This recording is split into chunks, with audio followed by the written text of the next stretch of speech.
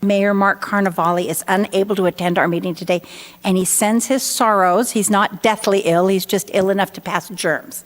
And as this is our first meeting of 2024, Happy New Year to us all and to you all. Let's get started. So we're going to call to order the study session meeting of January 10th, 2024. And it has been now, since we've said it, it now is. Roll call, City Clerk. Councilmember Lamb? Here. Councilmember Gutierrez? Here. Councilmember Gregory? Here. Mayor Pro Tem Ross? Here. Mayor Carnevale?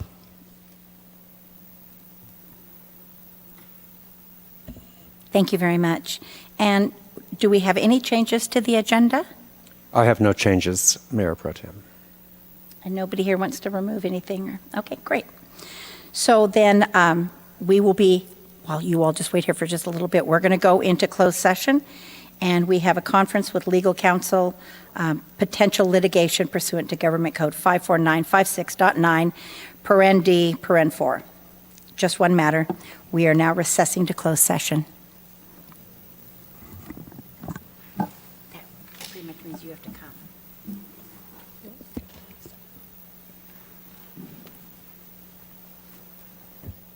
not bringing anything. Yes, I am bringing this.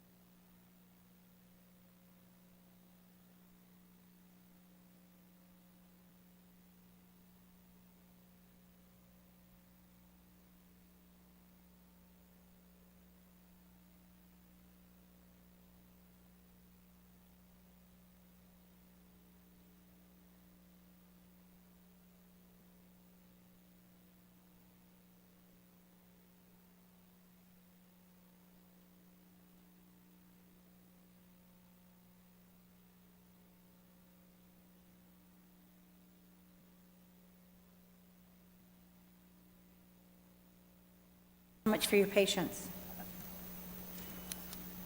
City Attorney, will you please report out on the closed session? I'd be happy to do that, Mayor Pro Tem. We did have our closed session that's indicated as item 1A on the agenda. I heard briefings from the city attorney, gave direction, and there's no other reportable action at this time. Thank you. And hearing that, City Clerk, will you please read the statement of participation? Public comment is the opportunity for members of the public to comment on items that are within the City Council's jurisdiction but not on the agenda. Because of restrictions contained in California law, the City Council may not discuss or act on any item not on the agenda but may briefly respond to statements made or ask a question for clarification. The Mayor may also request a brief response from staff to questions raised during public comment or request that a matter be agendized for a future meeting. Public comment will be limited to 3 minutes. If you are a member of the public and wish to address the City Council, please complete a request to speak form available at the entrance and submit it to the City Clerk. You will be called upon at the appropriate time. If you have any materials or other items to present to the members of the City Council, please do not approach them. All materials shall be presented to the City Clerk for distribution. And Mayor Pro Tem, I did not receive any requests to speak for regular public comments, but if you are a member of the public and wish to comment on regular public comments not on the agenda, please raise your hand. And I see none. Thank you so much. So our next item is a study session item about solid waste container and bulky item pickup, an updated presentation. Yes? Yes, thank you, Mayor Pro Tem. This is an item that we've been receiving public comment regarding solid waste containers for some time. And a meeting or two ago, during your future agenda items at the end of the meeting, Councilmember Gutierrez also raised the question of how we deal with bulky trash items that are put out and then not reported. And so we've combined those discussions into this item.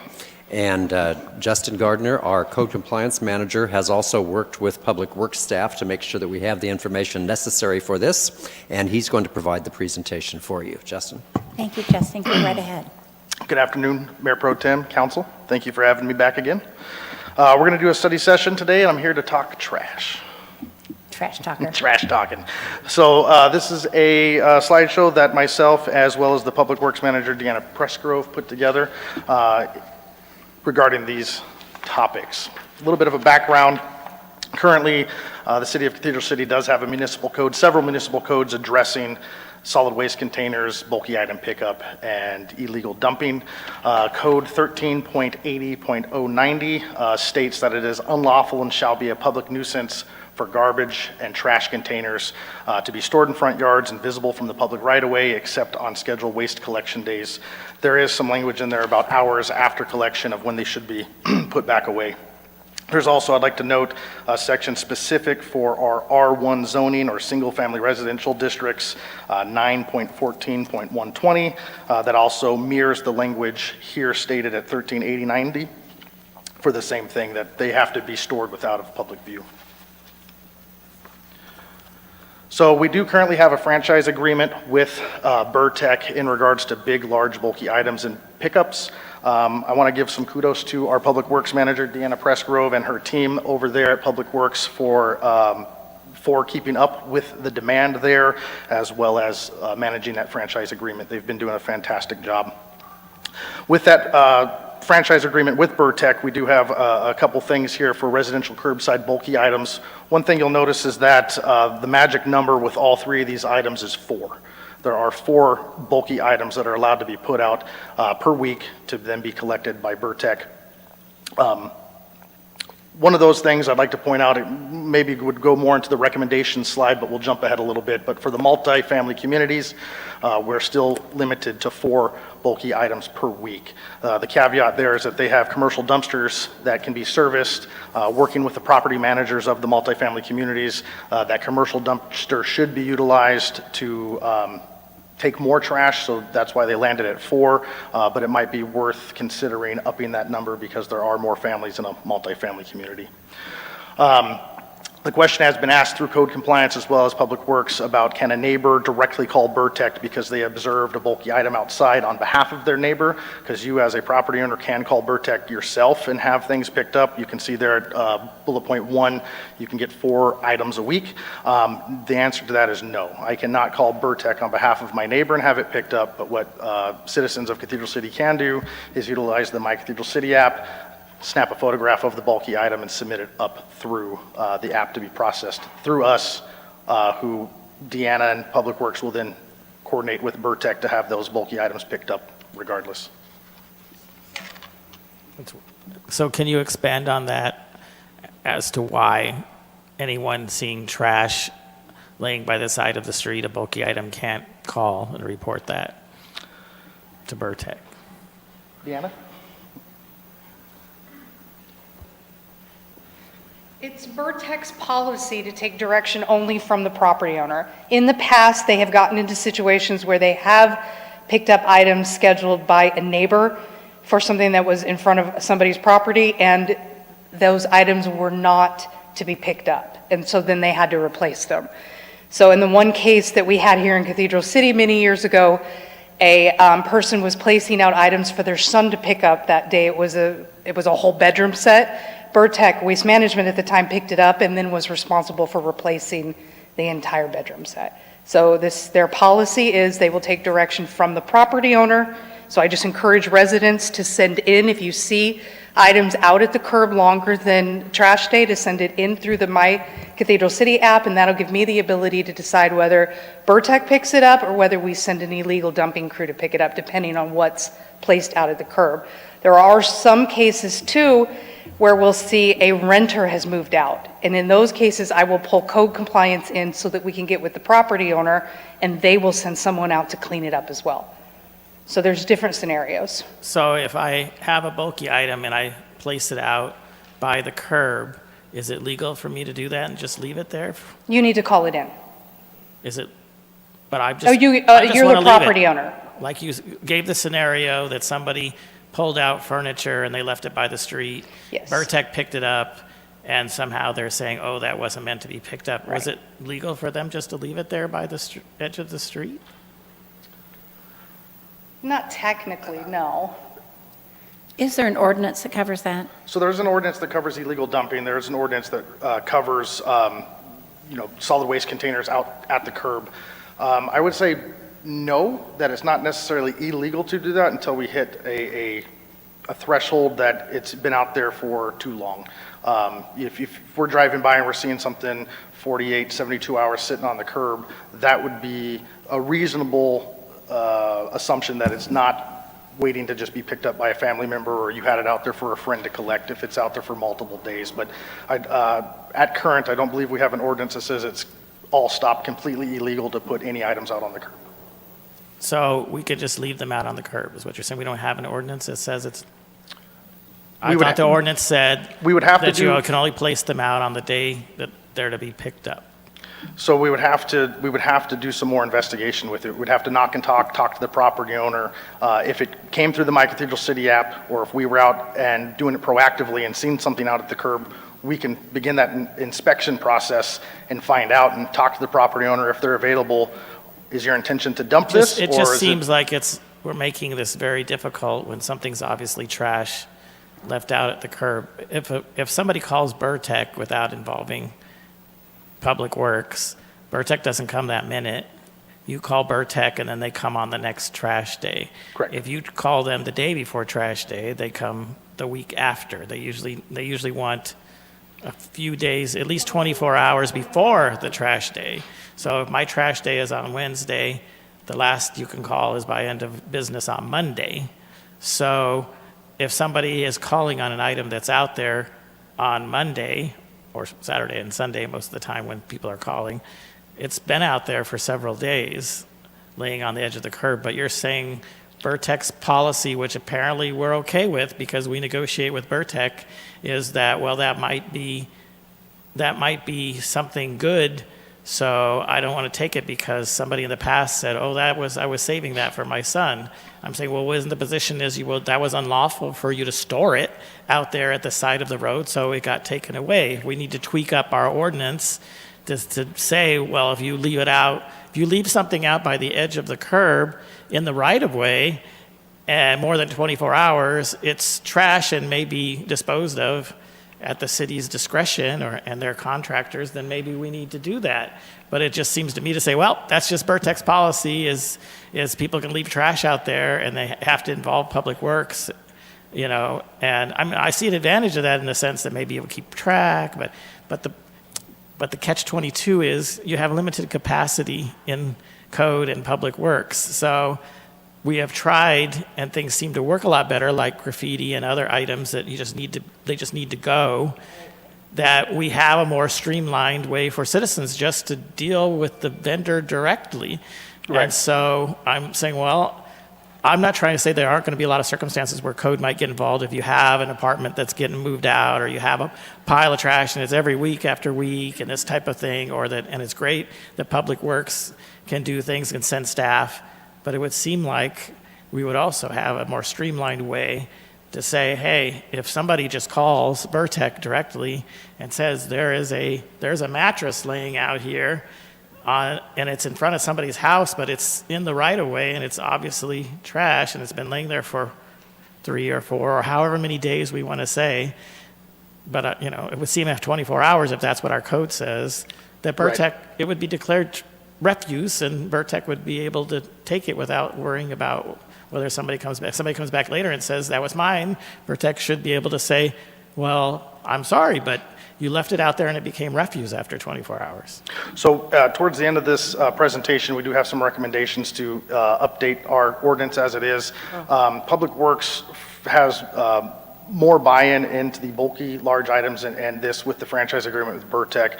Code compliance really gets involved once we discuss with Deanna if they've determined that we need to get involved, or if the illegal dumping, because it does become illegal. So the short answer for your question was yes, it is illegal to illegally dump, place it outside, and just leave it out there. Burtek's policy is Burtek's policy. But if a citizen uses the My Cathedral City app, the request goes to Deanna's crew. She can then make that determination. If it is an illegal dumped item, her Public Works illegal dumping crew can go out and abate the situation if it's in the public right of way. If it's on the private property, that's when my team will get involved with attempting to gain compliance.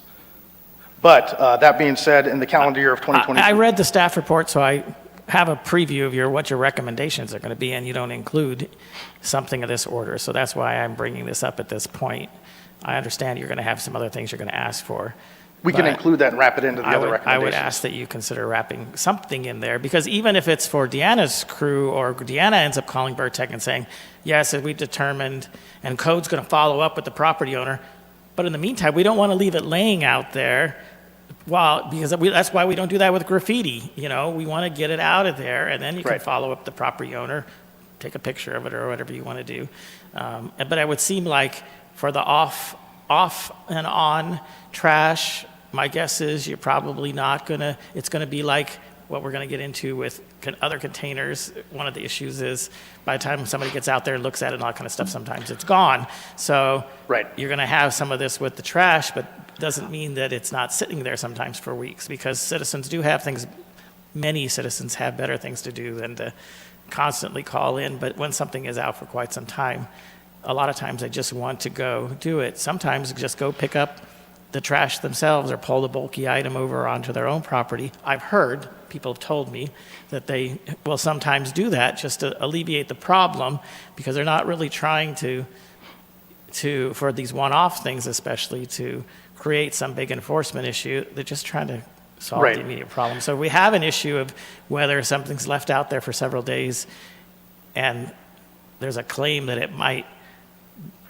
not be trash, then I think there should be a way in the ordinance to be able to say, if it's left out there, a certain amount of time, it's trash, and we may remove it or cause it to be removed.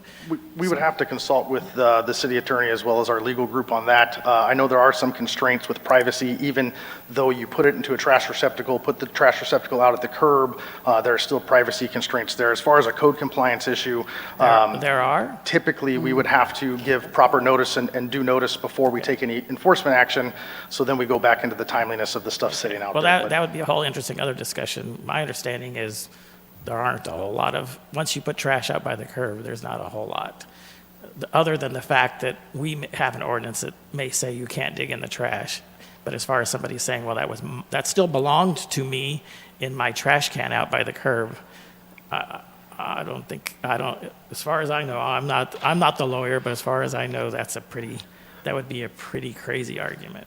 It's definitely something that we can add into exploring further and coming back, if this does come back to another study session. We just need clear writing. We need to understand, once it's written clearly, then we can enforce it. Well, if I could comment, I'm confused by the discussion, because anything you put in the right-of-way is presumed to be illegal dumping, unless it's in your trash receptacles, which are permitted.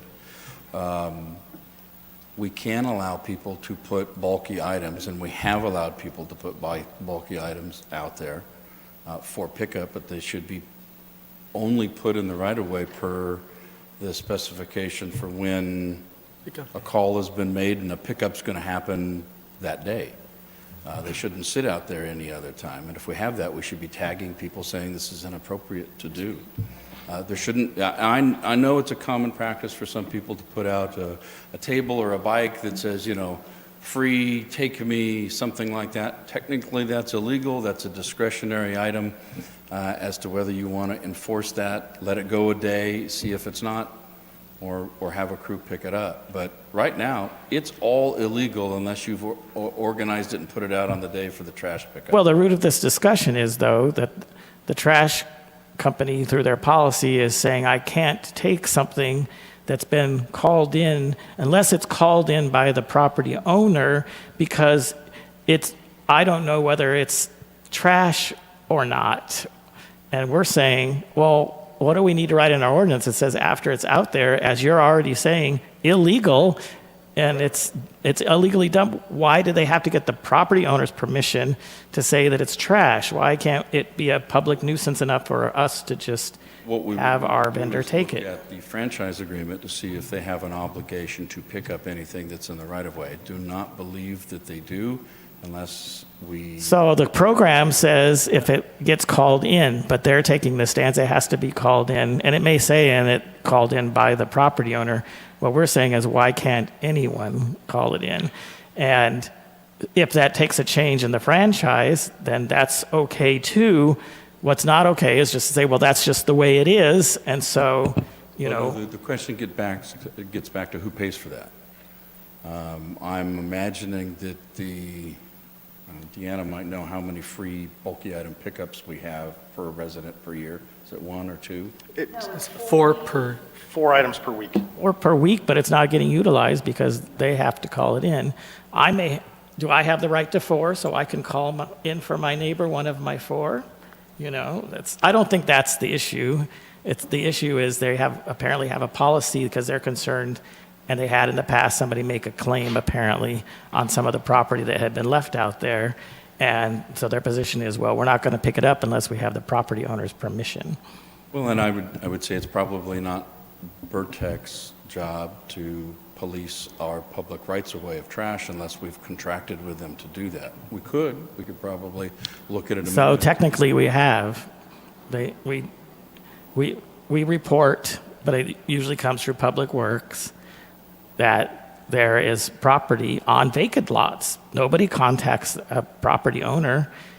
If it's reported, we have a contract with Burtech that they will go out and pick it up because we want to get the trash out of there. But if it's on a residential lot where there's a building, somehow we have this glitch in our policy and say, oh, well, It does. code will have to follow up with that and all of that because somehow we have to get the property owner's permission. If it's on a vacant property, we don't, but if it's on a property that has a building, then we do. And but what I'm hearing is, well, there's no legal prohibition. There are no legal difference if it's sitting as trash in the right of way.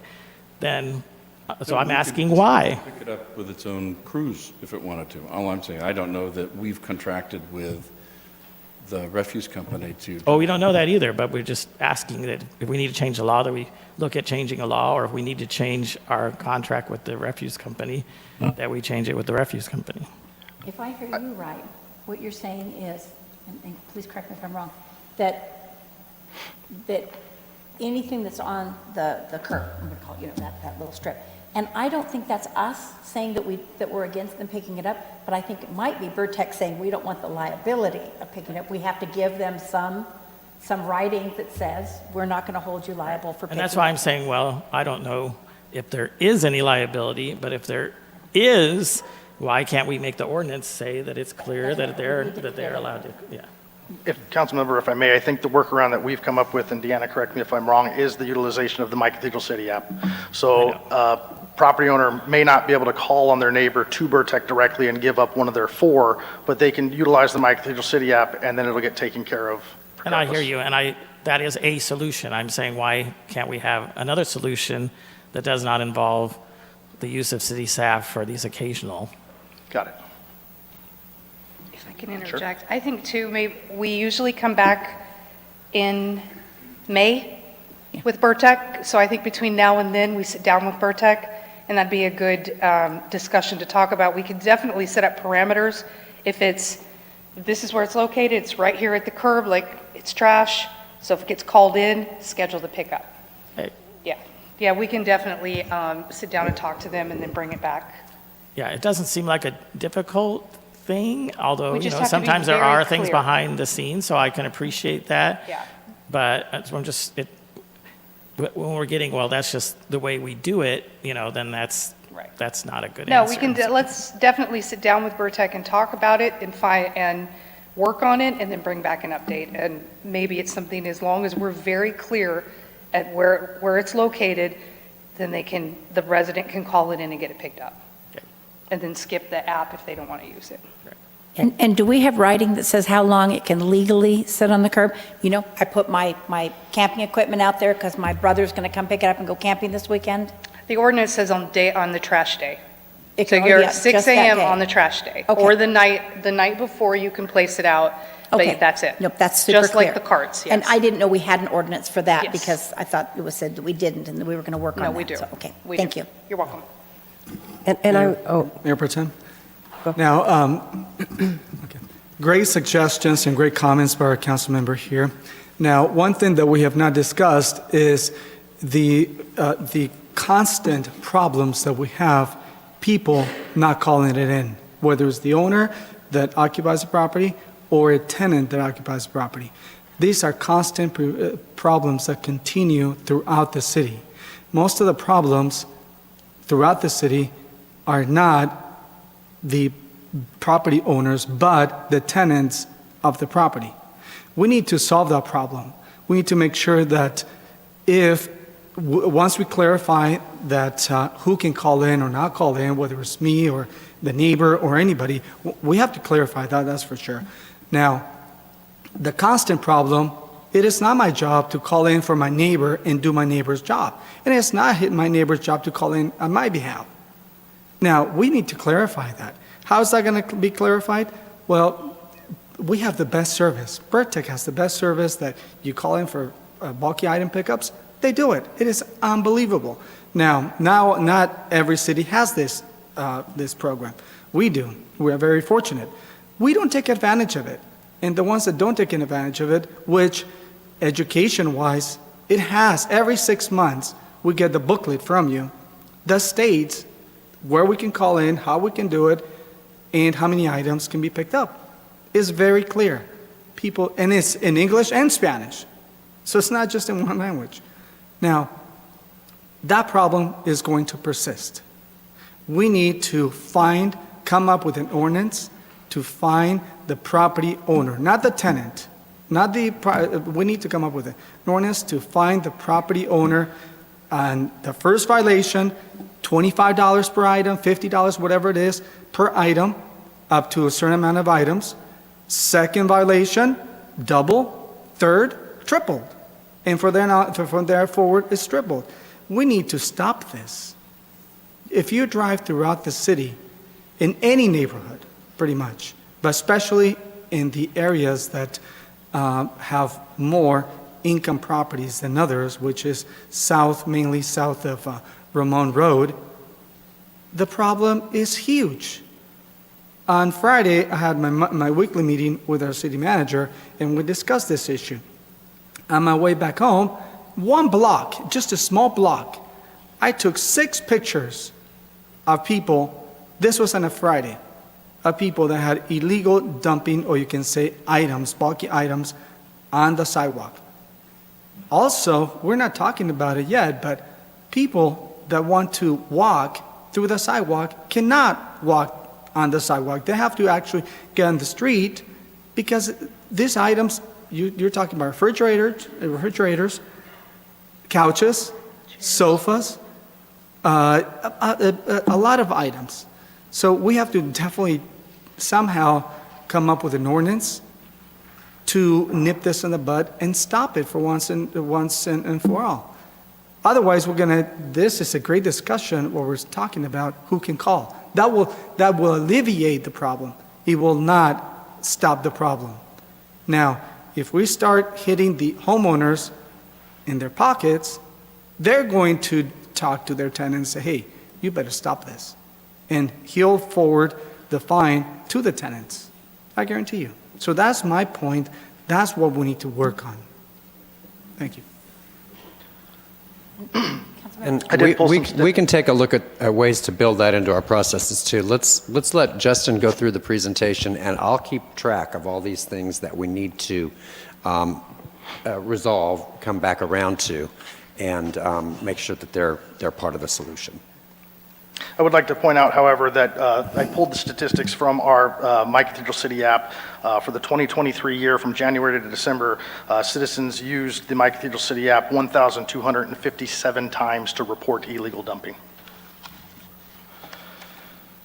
In that same span of time between January 1st, 2023 and December 12th of 2023, the city actually received a total of 140 service requests through the My Cathedral City app, specifically for the solid waste containers, or as Deanna referred to them as the carts, the blue, green, and gray trash bins that are issued to residents throughout the city.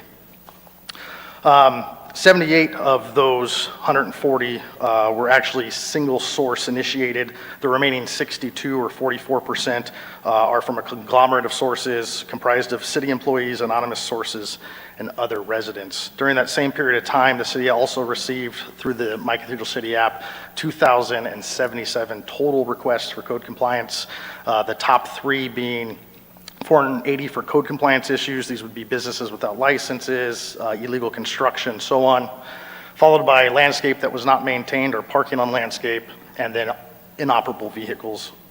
Complaints concerning solid waste containers only comprise 6% of the total service requests over the period of time, and ranked 6th with respect to the top ranked code compliance issues shown on the screen. If we did remove that single source, it would rank 8th out of the 18 categories that we currently track.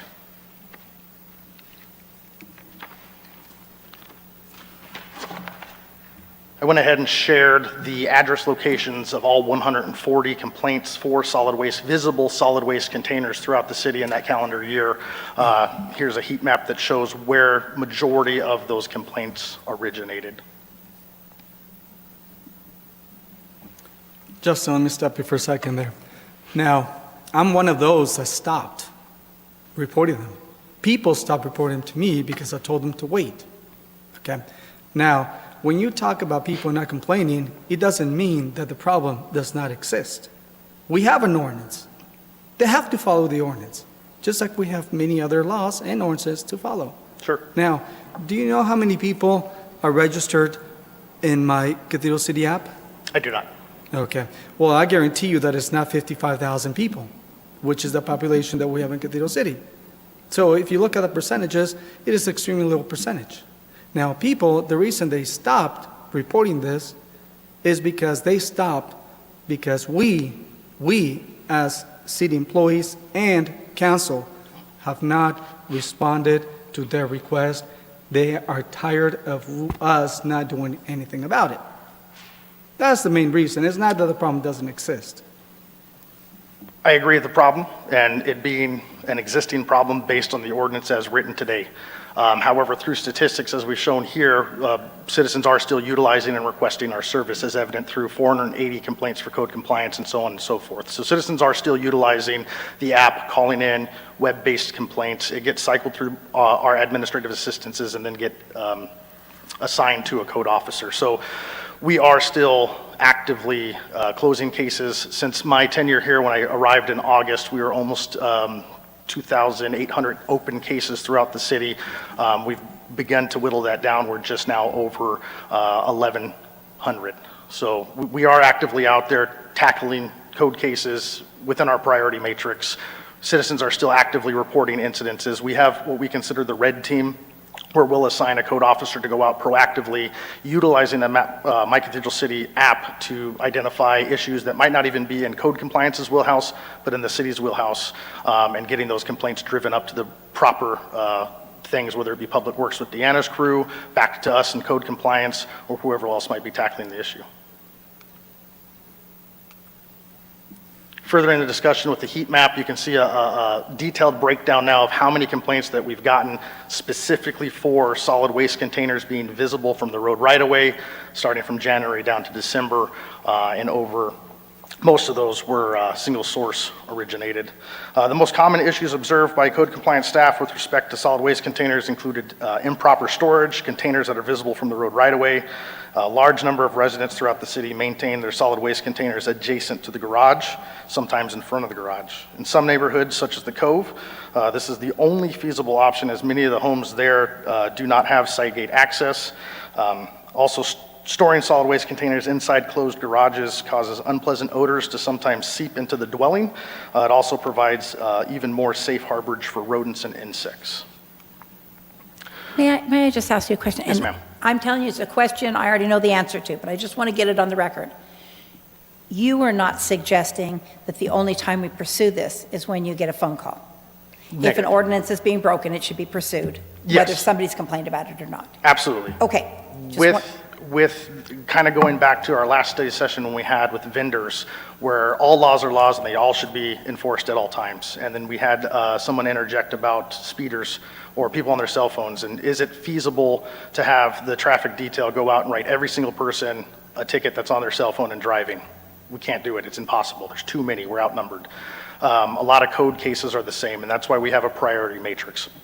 Like our peace officer partners, if a patrolman was going out and he's on his way to investigate a burglary that happened 3 days ago, but en route to that dry or stale burglary, a domestic violence in progress call comes out. He's obviously going to go out to that domestic violence call first and foremost to handle it, ensure health and safety of the citizens.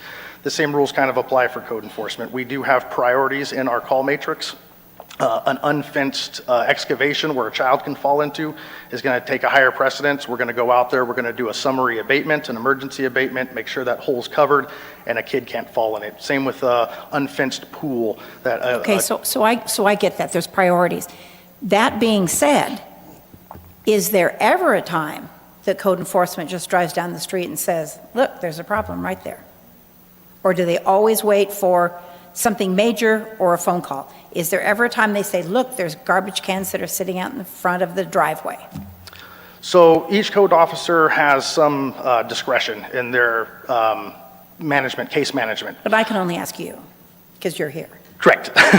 So all of my code officers currently carry around 300 open cases in various states of completion. Some have been legacy cases where we've been working with the property owner for some of them. I've done audits on 5 to 10 years with no response. And these are properties that are property line through property line of rubbish. We have, again, we get call-ins for substandard buildings that have imminent threat of collapse, or that there's vagrants or vandalism going on in an abandoned building.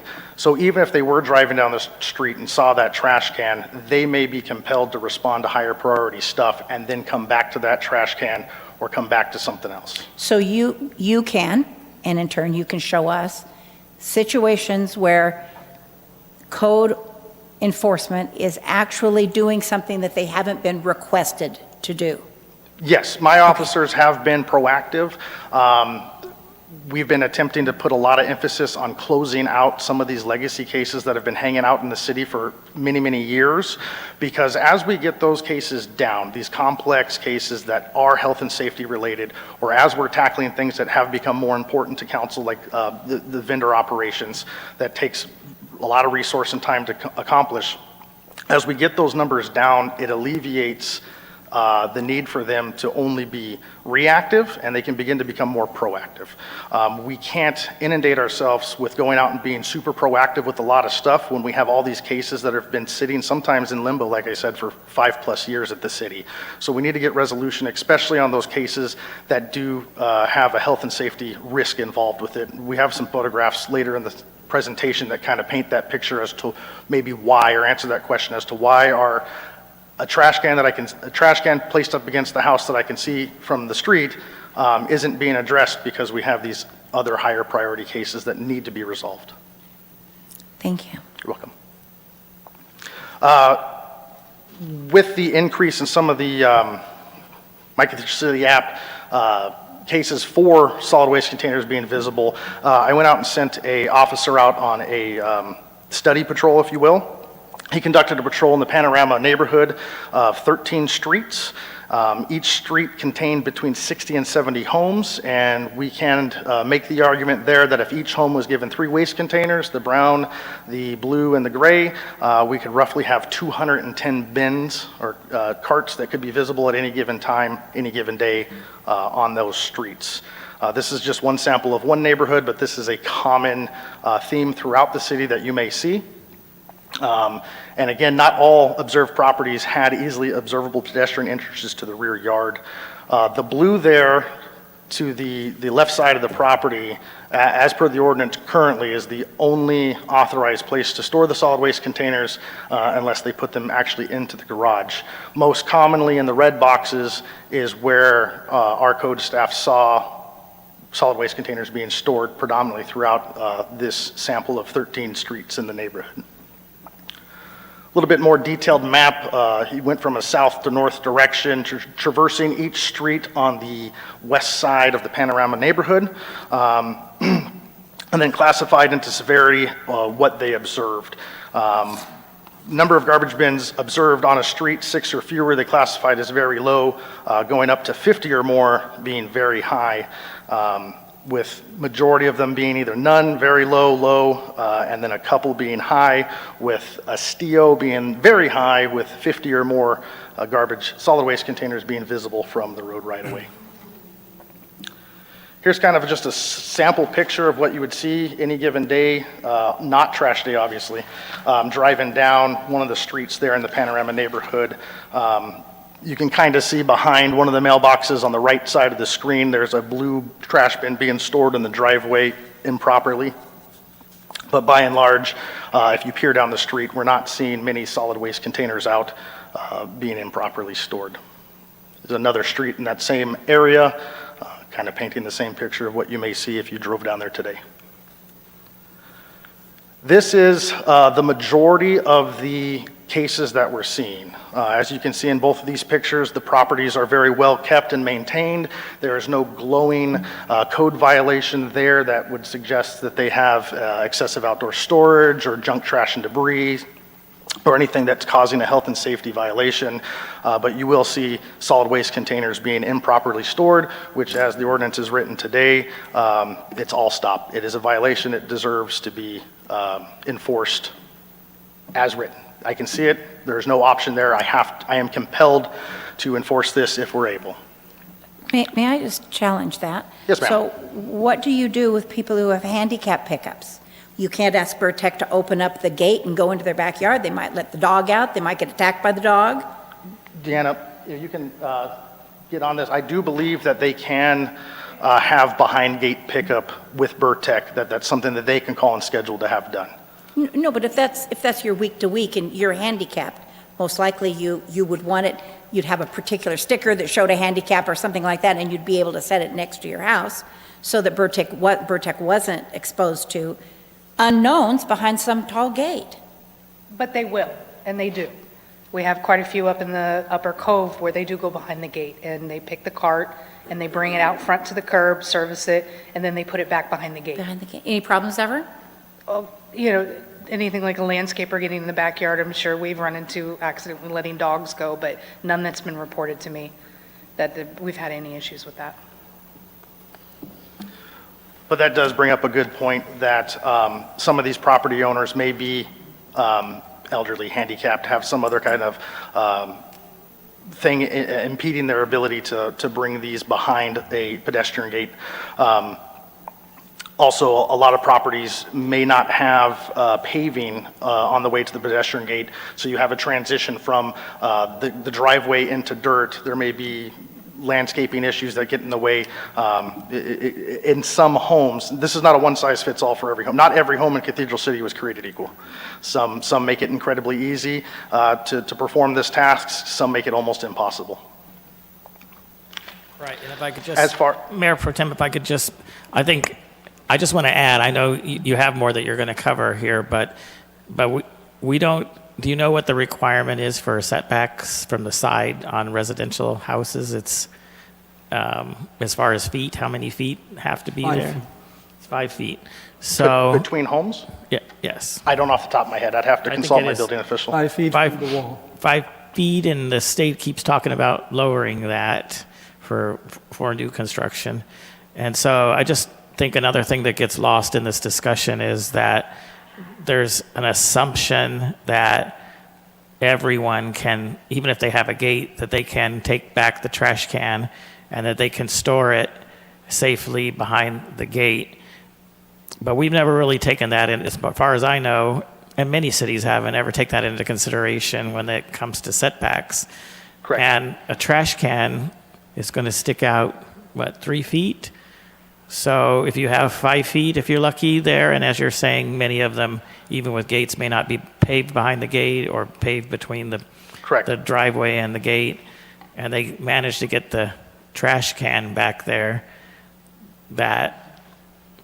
because, in my opinion, because we didn't really require there be an area behind the gate where they can safely be stored with enough space that you could safely walk by or take your wheelchair by, or if there was a fire, get by, that type of thing, that's Correct. something that I don't think is necessarily considered.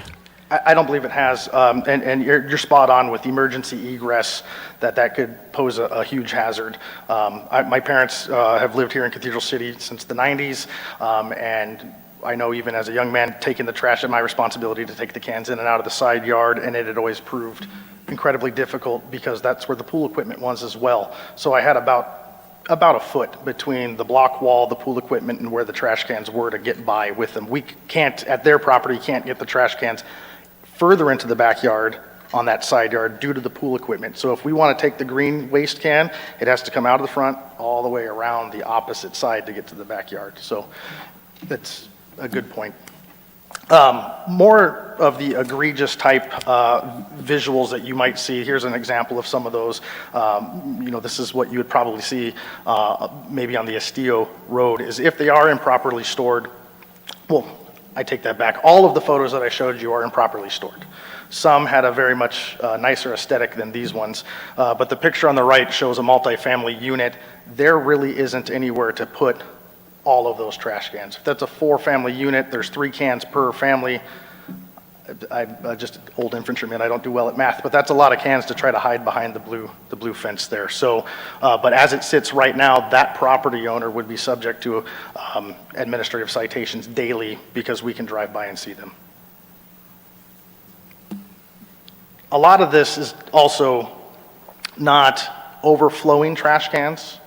Unsightly things that they're blowing up, they're dumped over.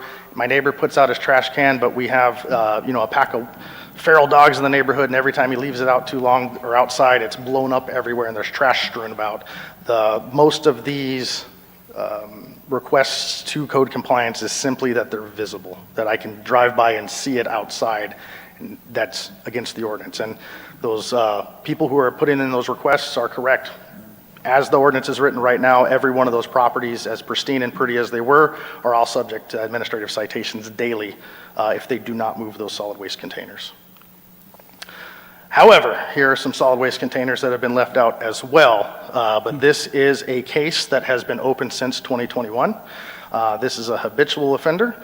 This person is very close adjacent to one of our parks here in the city. So if I were to take my family to that park today, likely when I go to play pickleball or slide on the slide, this is what we're subject to seeing. Not the trash cans, but all of the trash outside. That will stay for weeks on end. Kind of The looks stuff like at the- inside too.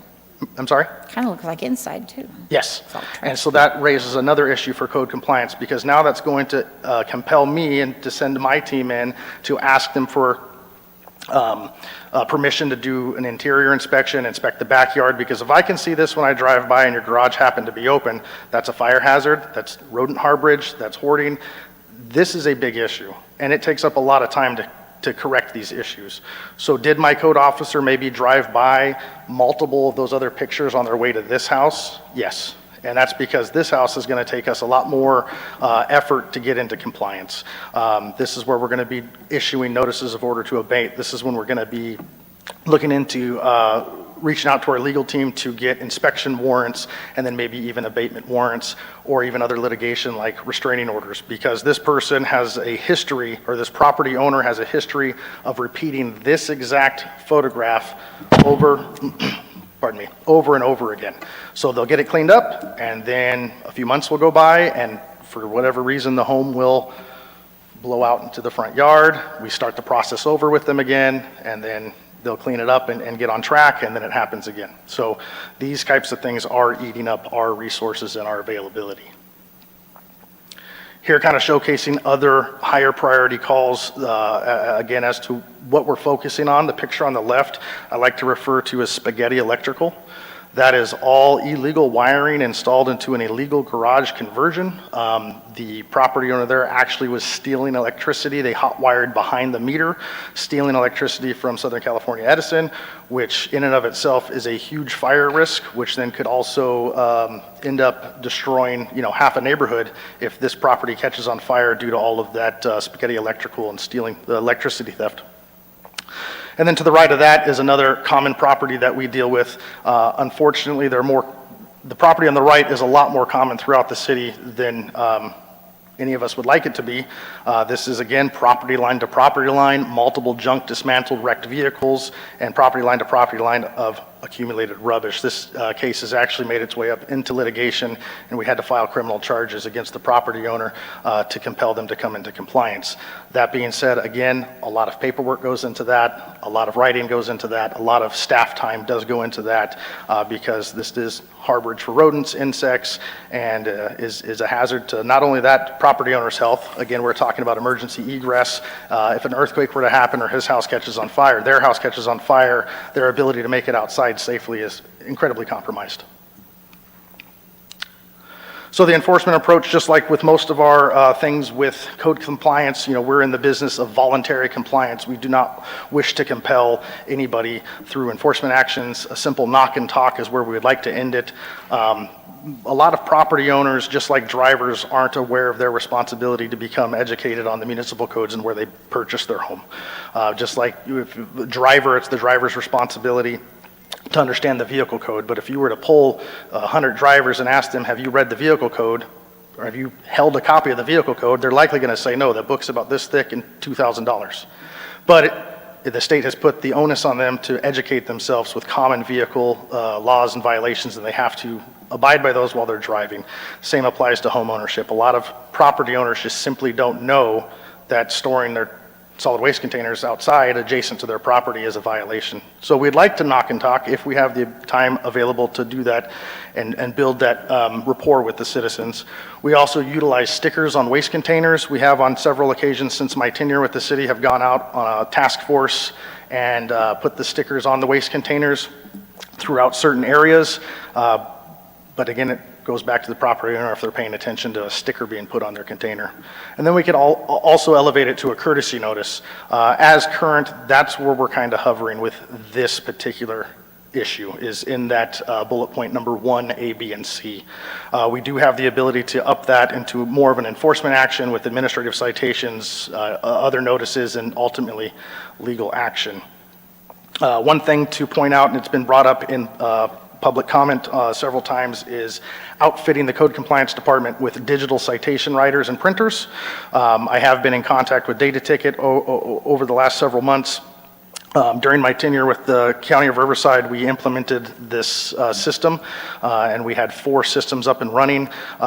Each system roughly costs about $5,000 plus the cost of the equipment. The access to the app is about $5,000. So it would roughly cost the code division about $20,000 if we were to outfit all of the code officers with this equipment. The Have you digital brought this printers. up, have you brought this up to our city manager to see if it's feasible? Not outside of the current budget that I currently have. This is something that we were going to discuss on further budgets moving forward. Okay, because we can always make if it's that important, we can always make a budget amendment. We have the ability to handwrite our administrative citations. It's just even more timely. With the digital citation writer, it would take some of that timeliness out of it, but it's not end-all necessity. And currently, we have 2 different companies doing citations. We have one that works for the police department, TurboData, who we're contracted with to do all the rest of our parking citations. Data Ticket would be solely only for administrative citations for code compliance. So it would take more discussion to see if this is even a feasible cost to spend if it's only for admin sites for code. Say this, part of that discussion, I'm sure, would need to be your ability to follow up on those citations, because while it might be quicker, it might be quicker to spit out the citation if then the expectation is you're going to be able to go around and cite everybody. Correct. And then be able to follow up on those citations. You know, there needs to be a little bit of a touch of reality there, whether that's going to happen. And again, then it gets back to, well, if you only have enough capacity to deal with certain things along with your street vendors and your everything else and your Right. health and safety violations in this area, should you be focusing on the gross violators, and do you need to be able to write a quick ticket on the gross violators, or are you okay with the system you have now?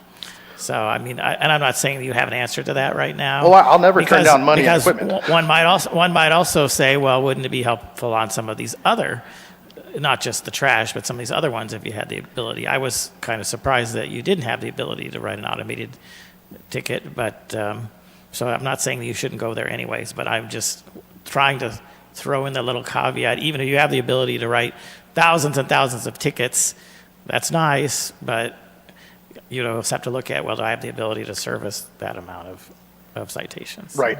And then writing citations doesn't fix a problem always. I'm sure Commander Enos can echo this. You write a speeder a ticket, does he stop speeding? I can write a trash offender a ticket every single day this week. They may not ever put it behind the gate. And then when they don't, that requires more staff time from my people to start preparing stuff to send to the attorney. And then are we really going to get into litigation with a visible trash can? Is that going to be worth our staff time as well as my budget for legal to focus on when Well, we you're had? 100% correct. Which got back, can get back to that discussion. I'm not trying to beat it in dead horse. If we have other ways for people to report certain things directly, just get them taken care of. There's value in that because you have a limited capacity. Public Works has limited capacity too. So. Correct. So on the basis of what we presented today, I would say that requests for service are limited for this particular issue. As we can see evident through the numbers here, the citizens are utilizing, contacting the city, whether that be through the app, phone calls, emails. They are getting to us. We have the numbers to support that we are getting complaints. We're just getting complaints of other things more frequently. These requests might not be reflective of an overall community issue. Some areas may be completely okay. Some neighborhoods, and every neighborhood here in the city has their own area standard. There might be some areas that you won't see a single one out there, or then like we've shown here with the Estillo, where every home essentially on that block had them out. But the data doesn't, and the heat map kind of showed that this isn't really a pervasive community-wide problem. And my fear with this is a strict enforcement of just simple, visible trash containers is going to end up having a lot more backlash and a lot more public comment of folks upset getting tickets when they may be elderly or disabled or have a hard time or don't have side gate access, and then what are they to do? Kind of the same kind of goes back to the bulky items being out on the yard. We have to have an ability to have spirit of the law versus letter of the law.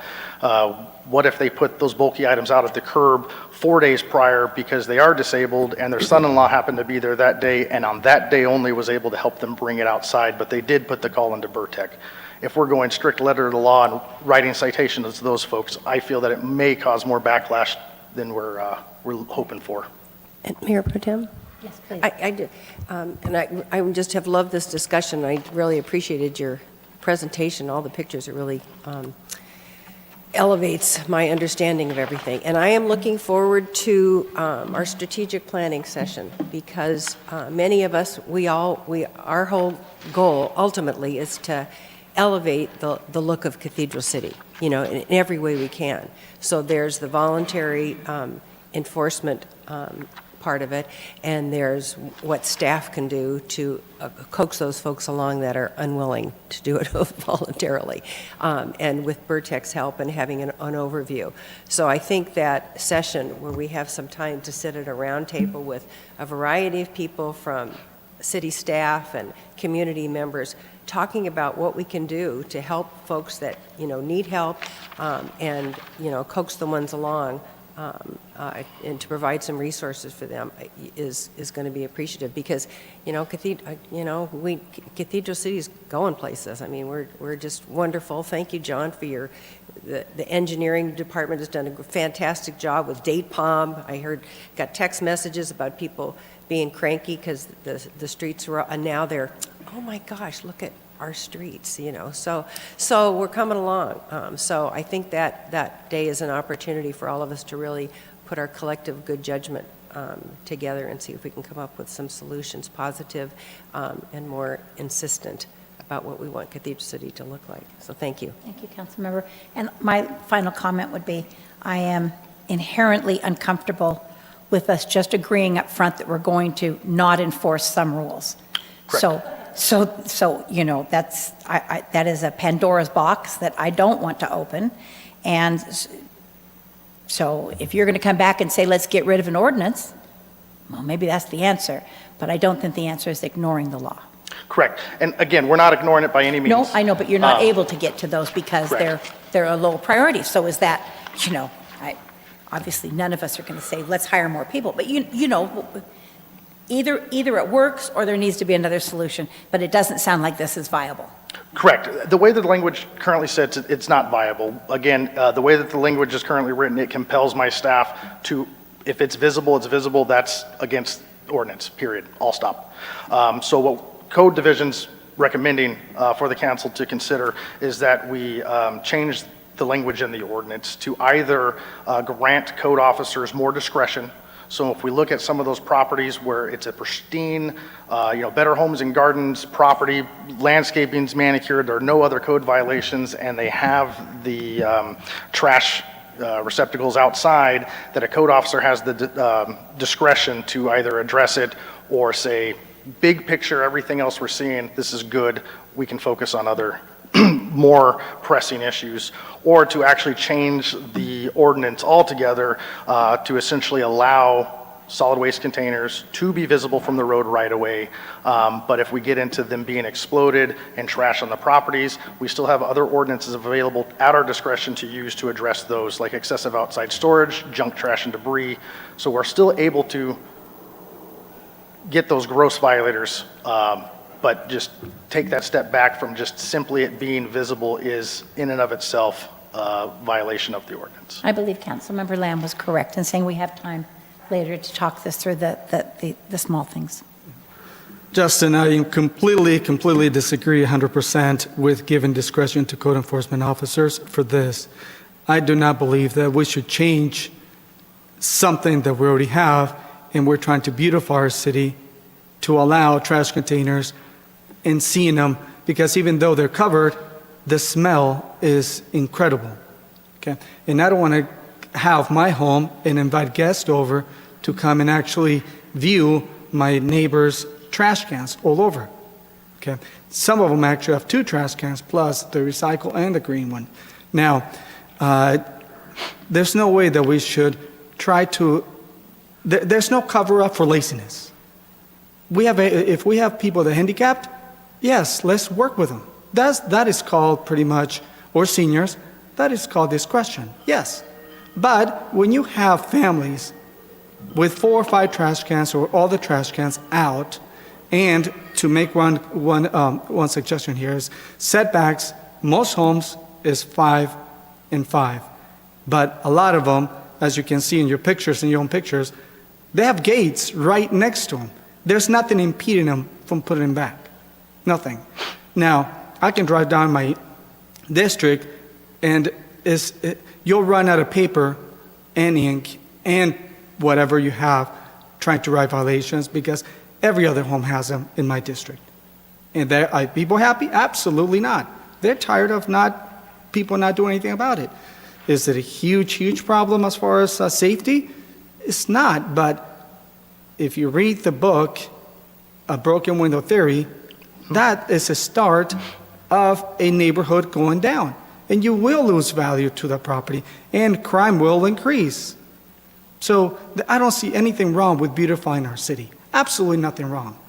So to change this to, you can say comply and assist people that are lazy, no, absolutely not. No. We should not change our ordinances for that. Now, if we have seniors that can do it, absolutely.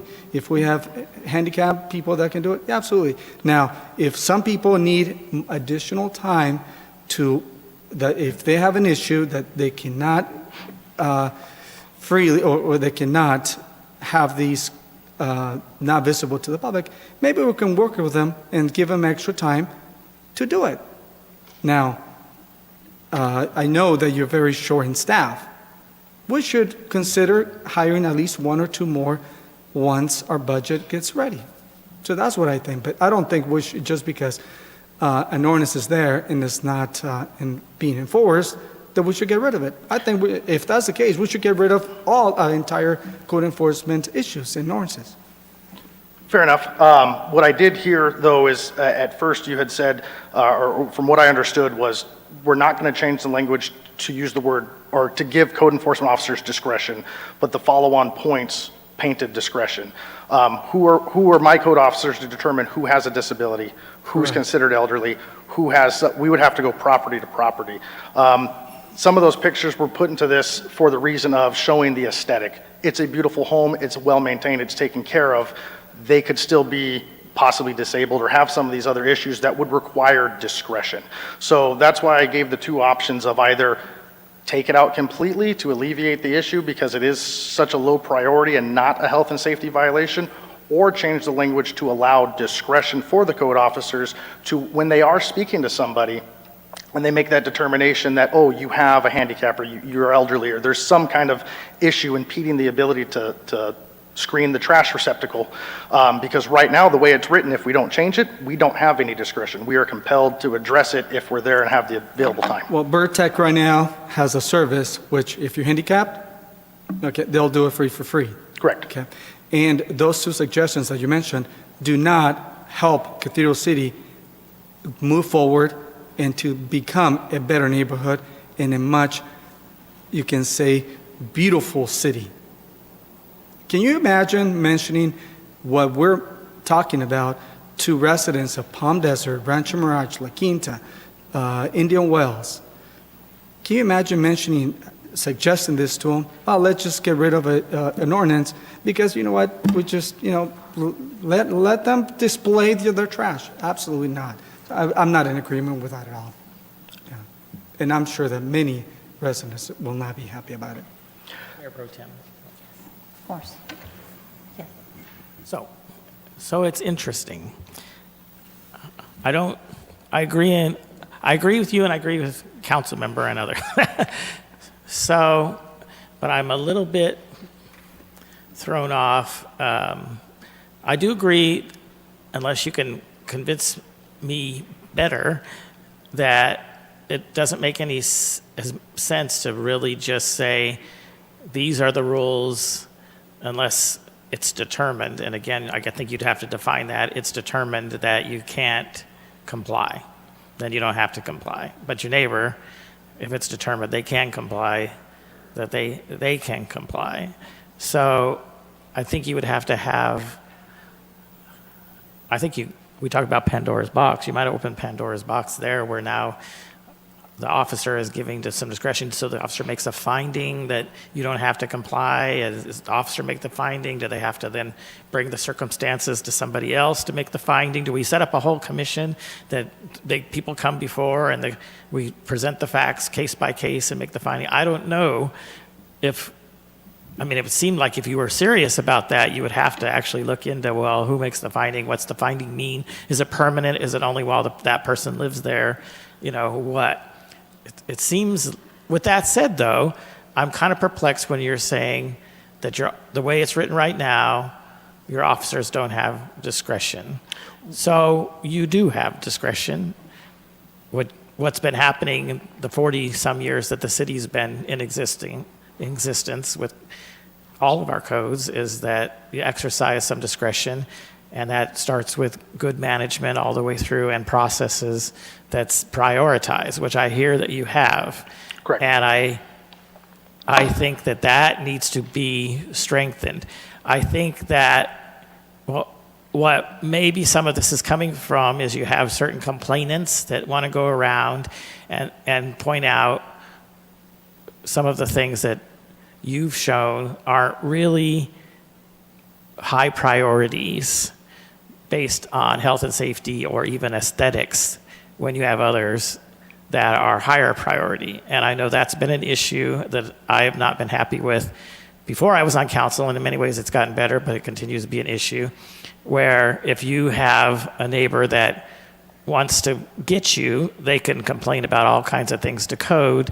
And code's stance, at least at one point, was, well, I have a complaint, so I don't have any discretion. I have to address it. Yet the house right next door can be just as bad, and then they would tell the original person, if they pointed that out, or just as bad or worse, that they would say, well, you can complain about them, and then I'll go be the Gestapo on them. That's not right. I mean, so discretion is really the key here. And I can understand wanting to put that discretion in the code, because then you could come back to people that are making these complaints over and over again and saying, look, yes, you're pointing out it is illegal, but the code says I have discretion, or, we have discretion. We've determined that it's not a violation. The problem with that is technically it should still be a violation. Whether you should spend any time on it, though, is a whole nother factor. So you would hope someday, if we've been doing this for 40-some years and we've only gotten to this point, maybe in another 40-some years, by dealing with the highest priority ones and work on our way back, then we would get so that we would have very few of these violations. If the violations quit coming in daily. So those numbers and the priorities shift daily as more complaints come in. Of course, and that's the nature of the beast. So you're never going to get rid of that totally. Speeding is an issue. It's a lot of people speed. I don't think we would ever suggest to the police department, we say, well, it's okay for some people to speed if we've weighed certain factors and we say, oh, they were in a rush that day, they were late for work, or now they may exercise that discretion as far as they write the citation, just like I would say code should be exercising discretion on who they cite.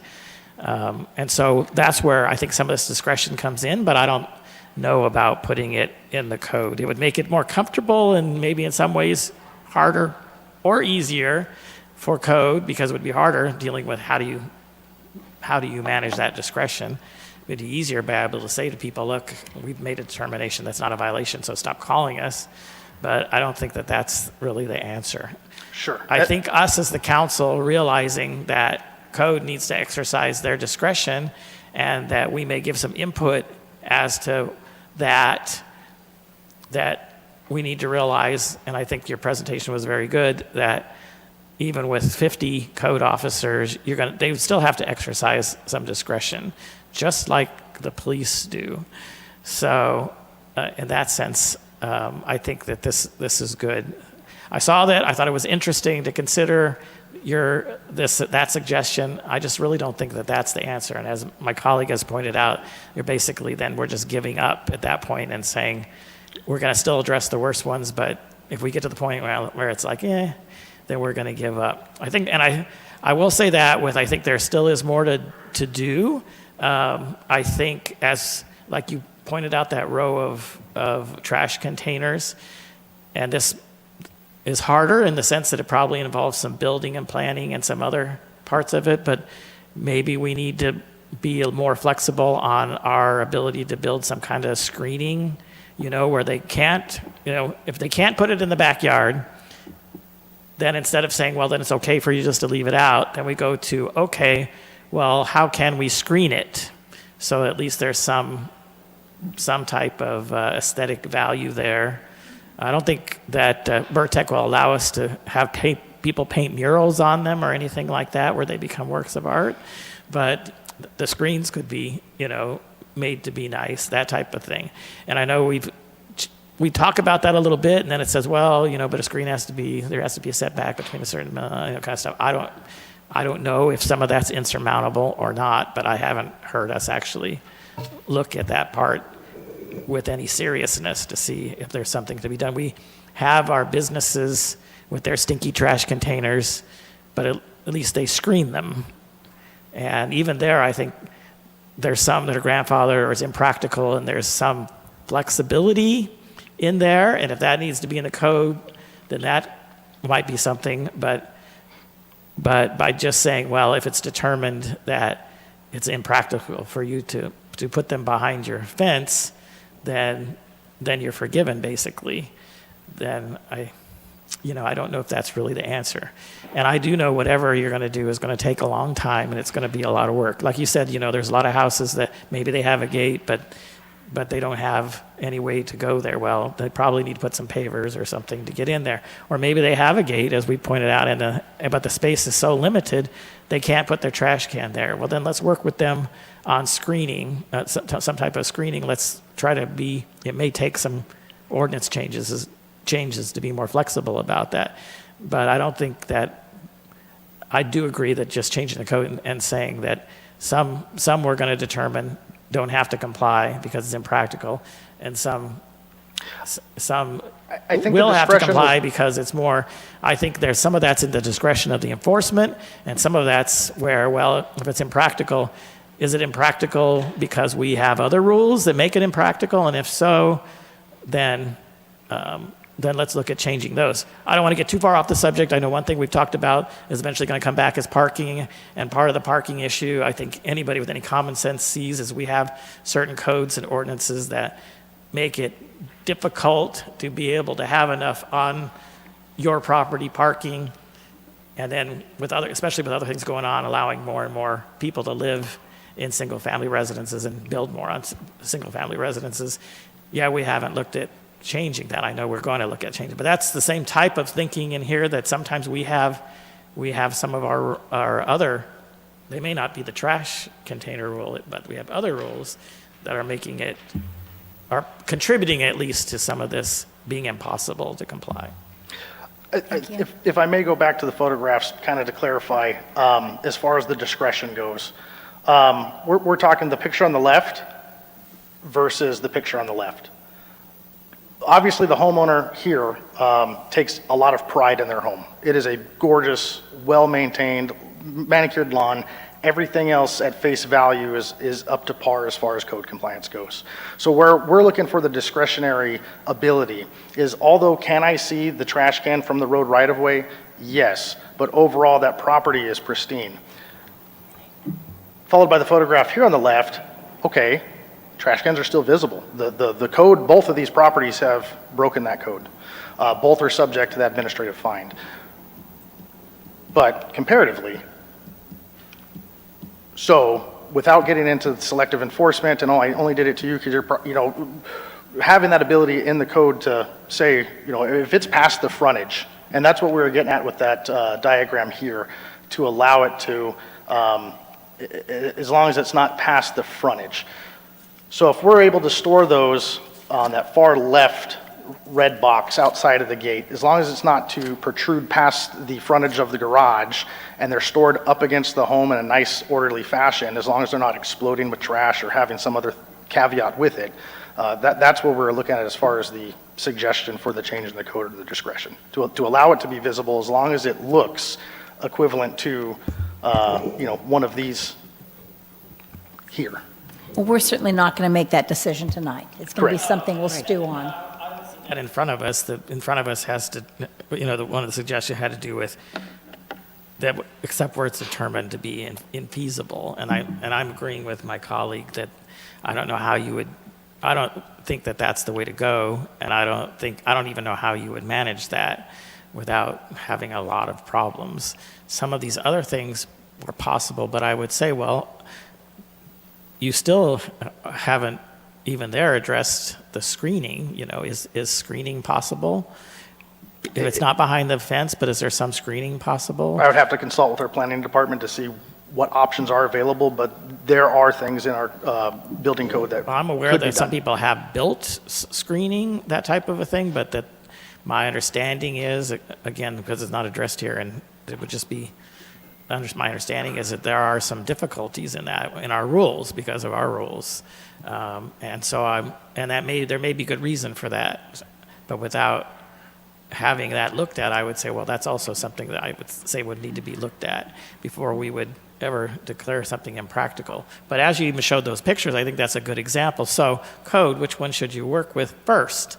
You should work with the one, and if somebody's complaining about the other one, you could say in our discretion, without it being in the code, we've determined that it's not as big an issue on some of the other ones we're working on, but we'll get back around to everybody. It may take us many years to do so, but our intent is to not give up, but to get back around to everybody. And it may be the guy with the very nice yard, he does look like a gate. I don't know what the circumstances are, but one of the things may be, especially in your courtesy notice part, is pointing out to that person is, hey, you really do need to put it behind the gate if you can. So. Thank you. And then the Thank you. last point I have is more of an internal thing. The code itself should also be modified to be internally consistent with the city's solid waste ordinance, basically some language change to make sure that what we're referring to the receptacles as is consistent across the board. And Justin, I'd like to my last comment, I promise, it's my last comment, that when I lived many years ago, a lifetime ago, out of state, our state had stickers you could put on your can if you were over 75 or disabled. That was something that, we had waste management, so waste management would give you those stickers. That's not going to solve all your problems, but I'll bet you'd solve 15% of them. Because if people are old or they're disabled, then they have that pass. They get that pass. I mean, legally, they get that pass. So, that maybe that's something that can come out in our next bulletin or, our quarterly magazine. I don't know, what the heck do you call it, this pamphlet? It's a pamphlet, a magazine, or a booklet? The Community mailer. Okay, so that might be something, and, start encouraging people, if they aren't able to put their can back because they're disabled, because they're beyond 75, that they will get that walk-in service, and they may not even know about it. Yeah, and Thank you. Is we there can anything certainly make sure that we do a good job advertising. Here's the notes that I got in terms of things that we need to follow up on. One is, as we renew the Burtech agreement this spring, to look at the language, and so that we make it clear that anybody can call in, basically to the point that if it's out there for more than 24 hours or whatever, we're going to assume that it's garbage. A way to fine property owners for repeat bulky item violations, and that probably already exists in the code, so probably it's a matter of tweaking our procedures so that becomes a matter of course, to your point, Councilmember Gutierrez. And do we need to do anything to our zoning or residential zoning code to allow screening in the front where it's not possible to put them in the back, like that one that had the 12 containers on the side there? Maybe we need to look into some way to more effectively screen those without putting them in the back, if that's not going to be possible to do it. So that's the follow-up items I got. And if I missed anything else, let me know. Yeah, Charlie, the screening I'm in agreement with. as long as they are not able to safely and properly put them behind as provided by the code as is written right now. Yes, that would be sort of a secondary solution. Correct. Where the primary solution is not possible. Yes. You know, we'll all think about it in our sleep tonight and get back to you even more in emails, so Very good. thank you so much for your time. We do Thank you for appreciate yours. it. And Justin, you guys are doing a great job with the illegal food vendors. I can see the difference, and you guys are just rocking it out there. Great job. We'll keep it up. Thank you. So obviously, we've asked all of our questions. I'm not going to ask you if you have any more questions. So that takes us, do we have any public comment on this particular subject? Mayor Pro Tem, I did not receive any request to speak forums, but if you're a member of the public and you wish to comment on item 3A, please raise your hand. And I see none. No hands. I see no hands either. Do we have, so I'm just going to inform you that this was for presentation only, just a discussion and direction. There is no formal action required. So that takes us to study session item B, which is discussion regarding the use of the Art in Public Places funds. And this also is a follow-up to a discussion that you all had a meeting or two ago, and actually an issue that we've dealt with many times, probably in the last 4 or 5 years. And so I'm not going to give the presentation. I'm going to turn it over to Ann to give you that. But we're trying to address some issues, some recurring issues with some ideas, or at least some options for you to consider that we think may help streamline some of this. Mayor Pro Tem, City Council, good evening. So to provide a little bit of background on the issue that the city manager raised. Since 2001, the city has had the Art in Public Places program that was established by ordinance.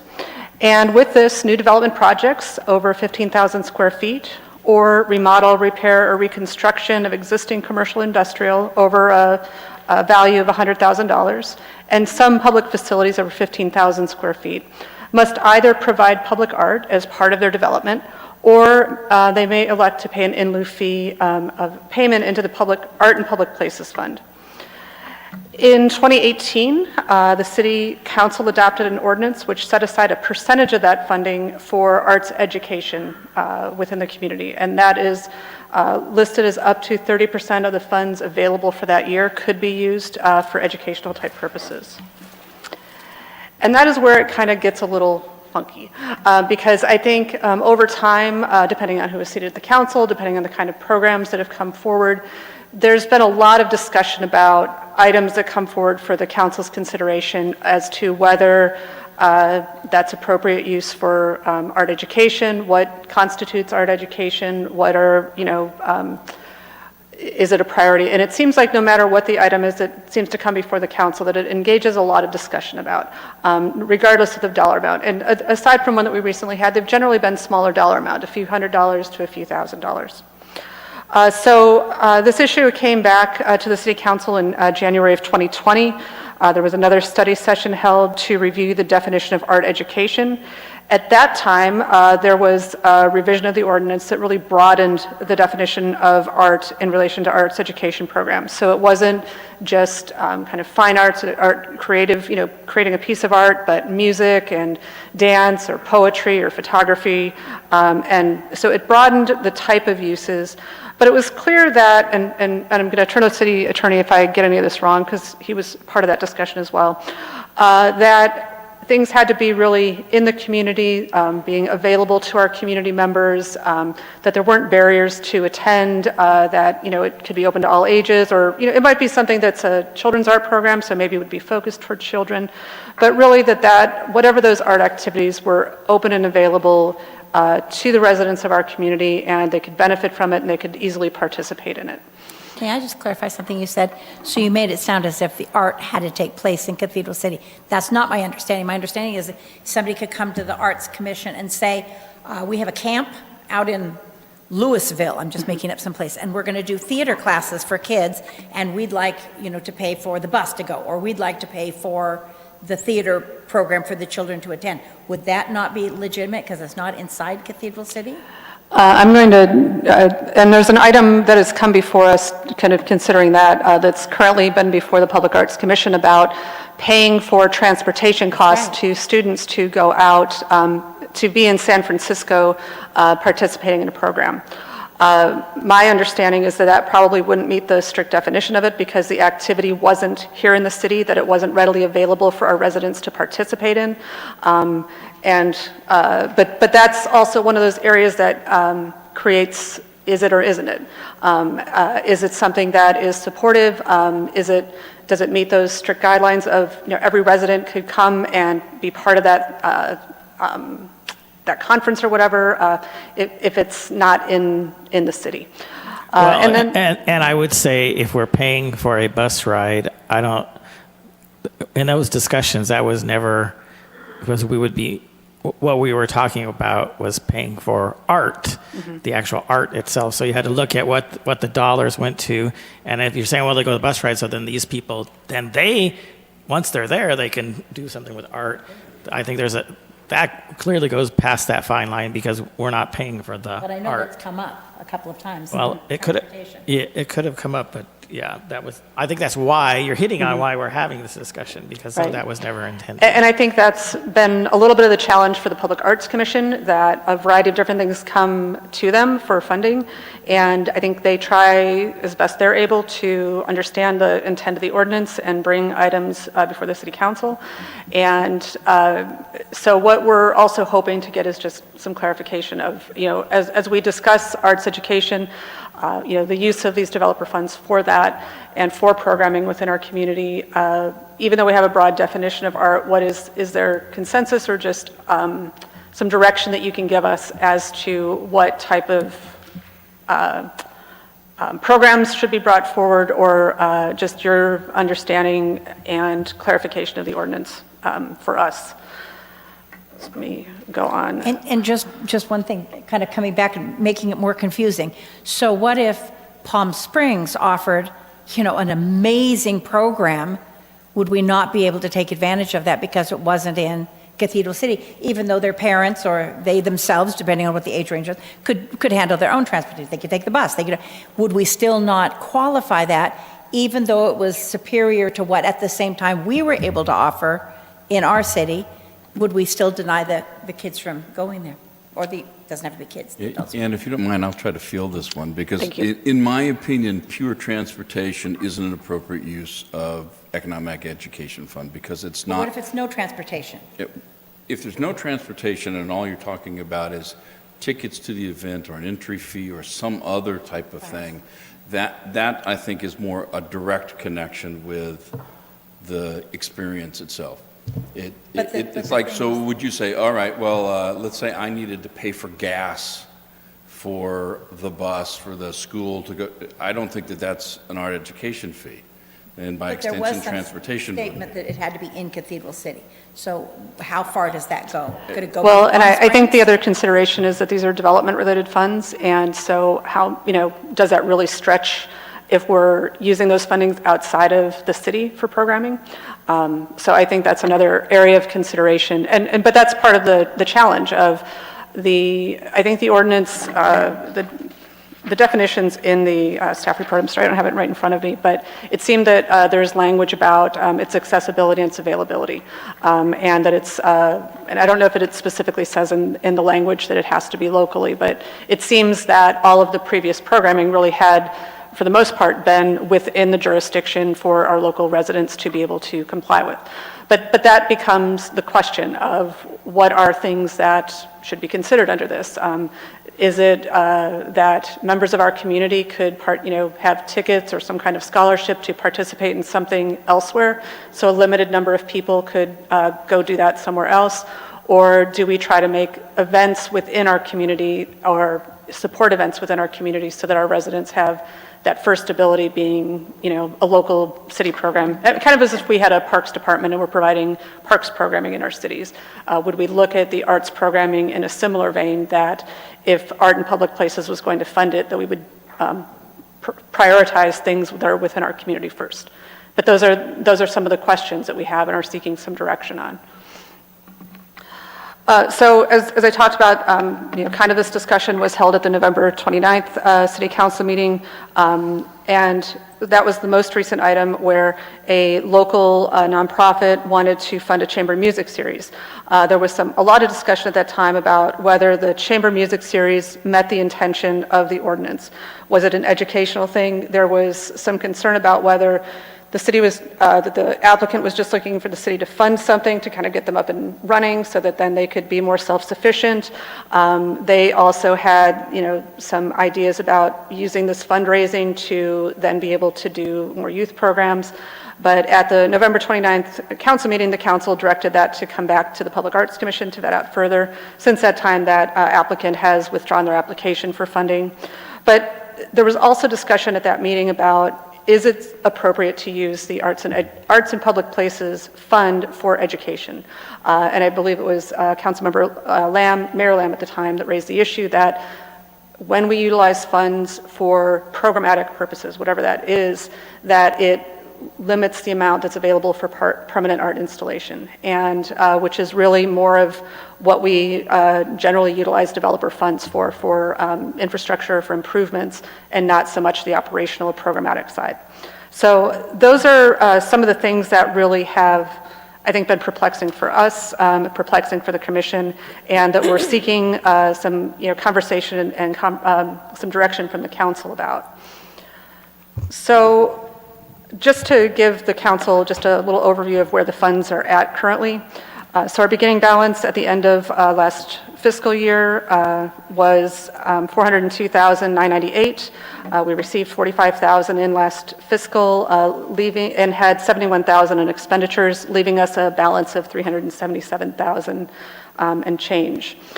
The council previously has directed a $100,000 reserve, so if we had, say one of our median pieces got hit by a car, that we would have an ability to replace that. So we want to maintain that kind of reserve in the account.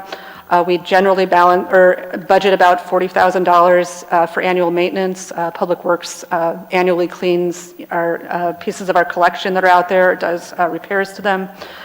So if we kind of put those buckets aside, then we had $237,791 available for expenses in this year. And if we set aside up to $30,000 for arts education, that's about $71,337. That leaves an available balance of $166,453 for acquisition type activities. So that is just the sort of financial health of the fund right now. And currently, there are a number of proposals waiting to go back to or go to the Public Arts Commission for consideration. And we didn't want to go back and bring these to the commission until we received direction from the council. So one of them is from the Wild Women in Desert Arts Women's Gallery, and these are to do art classes and art programming. And this was one of the applications that was referred by the City Council subcommittee that was considering the community grants programs. As Mayor Pro Tem mentioned, we have a request from a PAC commissioner to fund the transportation or provide scholarships for the transportation costs for Cathedral City High School Symphony Band to perform at a festival in San Francisco. There's been a discussion generated by the Public Arts Commission about potentially bringing back an event that had happened before, which is the Cathedral City's Got Talent show.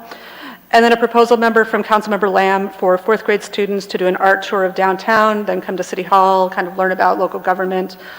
So those are the current items that are not acquisition or creation related that are need to go back to the Public Art for consideration. And so we wanted to hear from you as to whether you thought these were appropriate, whether again, I guess just depending on how the course of this discussion goes, of whether we want to use the arts funding for these type of endeavors, if we want to do any arts education at all, or we want to potentially look at use of general fund dollars for this kind of activity. And just to clarify what you said in your last one, we do give 30% towards art education, to be up to 30%. Up to 30% we set aside. That's yes. right. So we do have funding for arts education currently. Yeah, this is the current budget, and this changes every year depending on what we spend and the amount of developer fees received. So under the current ordinance, up to $71,000 could be spent, and historically there hasn't been any where near that type of expenditure made. So we did this. So in considering the options and considering some of the concerns that have, I think, been raised by the council as different items have been brought forth over the years, and staff have come up with a number of policy considerations to present and discuss with the council to see if any of these are directions that you think would be appropriate for us to go moving forward. So the first one is really kind of the status quo, continue to utilize up to 30% of the available funds for educational programming, with maybe some additional direction from the city council as to the type of programming that, what that looks like to you and what has the highest priority. A second option could be to utilize the funds but lower the percentage, maybe 5, 10, 20% instead of the 30%.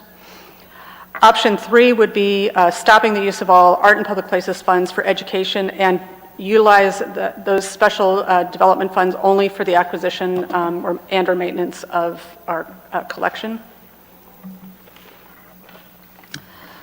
Another option could be creating an arts education program funded annually by the general fund, maybe $10,000, $15,000, $20,000 a year. This could go through a similar application process as the community grants program did. So perhaps there would be a subcommittee of the Public Arts Commission that would receive applications, would review them, would come up with a recommendation from the Public Arts Commission that would then go to the City Council for approval. And then another option that we looked at was considering if there's and this was a concern raised of the more we spend on educational opportunities, which don't then, they're kind of fleeting. Once it's done, it's done. But if we want to really focus on the acquisition of public arts and having physical pieces that are available within our community, one option is also considering modifying the application of the development fee to a broader array of development. And we've just briefly looked at this item, but currently the fee applies to construction only over 15,000 square feet. However, the majority of the new construction that's coming into the city is less than that. So between 2,000, 6,500 feet. After we did this, I think the average is about maybe 8,000 or so. We don't have any type of residential. Not that I would advocate for necessarily putting out a single family, but perhaps multifamily. So another option to consider if we want to make sure that we continue to have appropriate funds available for our arts acquisition or our arts program is to perhaps study and look at how we're applying it and maybe look at applying that development fee to a smaller footprint of building. And that was it. So those are some options that we wanted to present to you and just wanted to engage the council in a discussion and seek your direction on how you would like this issue to proceed forward. I am not seeing anybody wanting to speak, so this is your time. I put my name up there. No, my thing doesn't show it. Oh, probably because I'm not on. Well, I think this begs a legal question, so I don't know, we need to have a lot of discussion, though. Can the city attorney chime in on the legality of using these funds, the way they're collected, for anything other than the acquisition and perhaps maintenance of art, physical art? Thank you, Councilmember. My opinion has been and remains that the best practice is to use development fees for acquisition and maintenance. We've included what we think is, I think, a best and colorable argument for use of funds for art education because it becomes very difficult to define exactly what art is. Is an art education class art in and of itself? Art appreciation as opposed to just a sculpture or event? I don't know, that becomes kind of ethereal. If you want a bulletproof answer as to how you should use your development impact fees, of course, it's always going to be use it for physical items, buy art, and follow the definition of art that's in there. Previous council had wanted a more expanded definition. I think we came up with the best argument for how that could be. We haven't been challenged on that yet. We have had consultants raise questions about whether it's a permissible use for art education, and they're valid questions. You want my conservative answer is fund it with your general fund. And that's perfectly legal. I can't say it's illegal what we're doing. I wouldn't have done it had I drafted the language, so I think it's arguable. I think it's within an argument we can make, but if you want to avoid any argument, you go the conservative approach and just use the funds for acquisition and maintenance. Thank you, sir. Great, and thank you so much for your presentation. And I was really looking forward to this public conversation about this because when I was on the Arts Commission years ago, 2006, we had about $85,000 to $90,000. That was our total budget, and then the Great Recession hit. So there were no developer fees. Nobody was doing anything in any of the cities. So we had that little bit of money. I mean, 80,000 is a lot of money, but by comparison. So we were able, a year and a half later, to purchase the piece of art, and it's called Cahuilla Women. It's the one when you're going down Date Palm, going north on Date Palm. Right before Date Palm Country Club, and we were so proud, and that took lots of effort and energy and interest. But the developers, a couple ladies that came to the city council, they were thrilled that their developers' fees were going towards beautifying the city. And this was a long time ago. This was years ago. So that's what their expectation is. And just a few months ago, I had some people visiting from out of town, and they said, Ophelia Bringus Bridge, that is brilliant. Who thought of that? And I said, well, that was our Public Arts Commission, and they had the pilasters, and I told them all about Ophelia Bringus and the history, and they thought it was brilliant, and they said, well, how come you can't do something like that to fluff up Date Palm Bridge, although Date Palm Bridge is beautiful, but just that. Then I took them to the library, and they couldn't believe all the benches that had been painted. And they said, good for you, Cathedral Cities, So I am an educator. That's my first thing. I'm all about arts education, visual and performing arts, we're all over it. But those fees are developer fees. They're either going to, because of their project is 15,000 feet or above, they are going to provide their own art project, something that's going to go through the approval of the Arts Commission, or they're going to be in this fund, and then with the Arts Commission, they're going to make a decision about how to beautify the city. So I'm very cautious about having tax dollars funding consumables. And in education, they're called consumables. If you're singing at a song fest, it's a consumable. So it's over and done with. Whereas, the bridge and the artifacts and the statuettes, they are all there for the purpose of elevating the look of Cathedral City. So I love the option of having another source of funding for this, although all those projects are precious and wonderful and enhance the city. So that's how I come from it, and that's how I see it. And that if our little $85,000 that we had in our arts fund, if 30% of that went to consumable things, it would have been 5 years down the road before we would have had enough money, or maybe never, to purchase anything for the city that all residents and all tourists could enjoy. So I see that. So I'm so anxious to hear all your input, and that's how I see it. Thank you. Councilmember Gutierrez. Well, thank you for your presentation. Myself here. Thank you again for your presentation. My colleagues have more input as to option 1, 2, or 3, or 4, but the one that I definitely do agree with is option 5. I think that $15,000 square feet per building that is developed, that's the only money that we collect. Can you tell the public how many buildings in the last year have been built that are 15,000 or more that we were able to collect? There's only, I think, there was the Geneva building, there was the Lexus dealership, and then I think the Best Western were the only 3 on the new construction side that qualified for 15,000 square feet or over.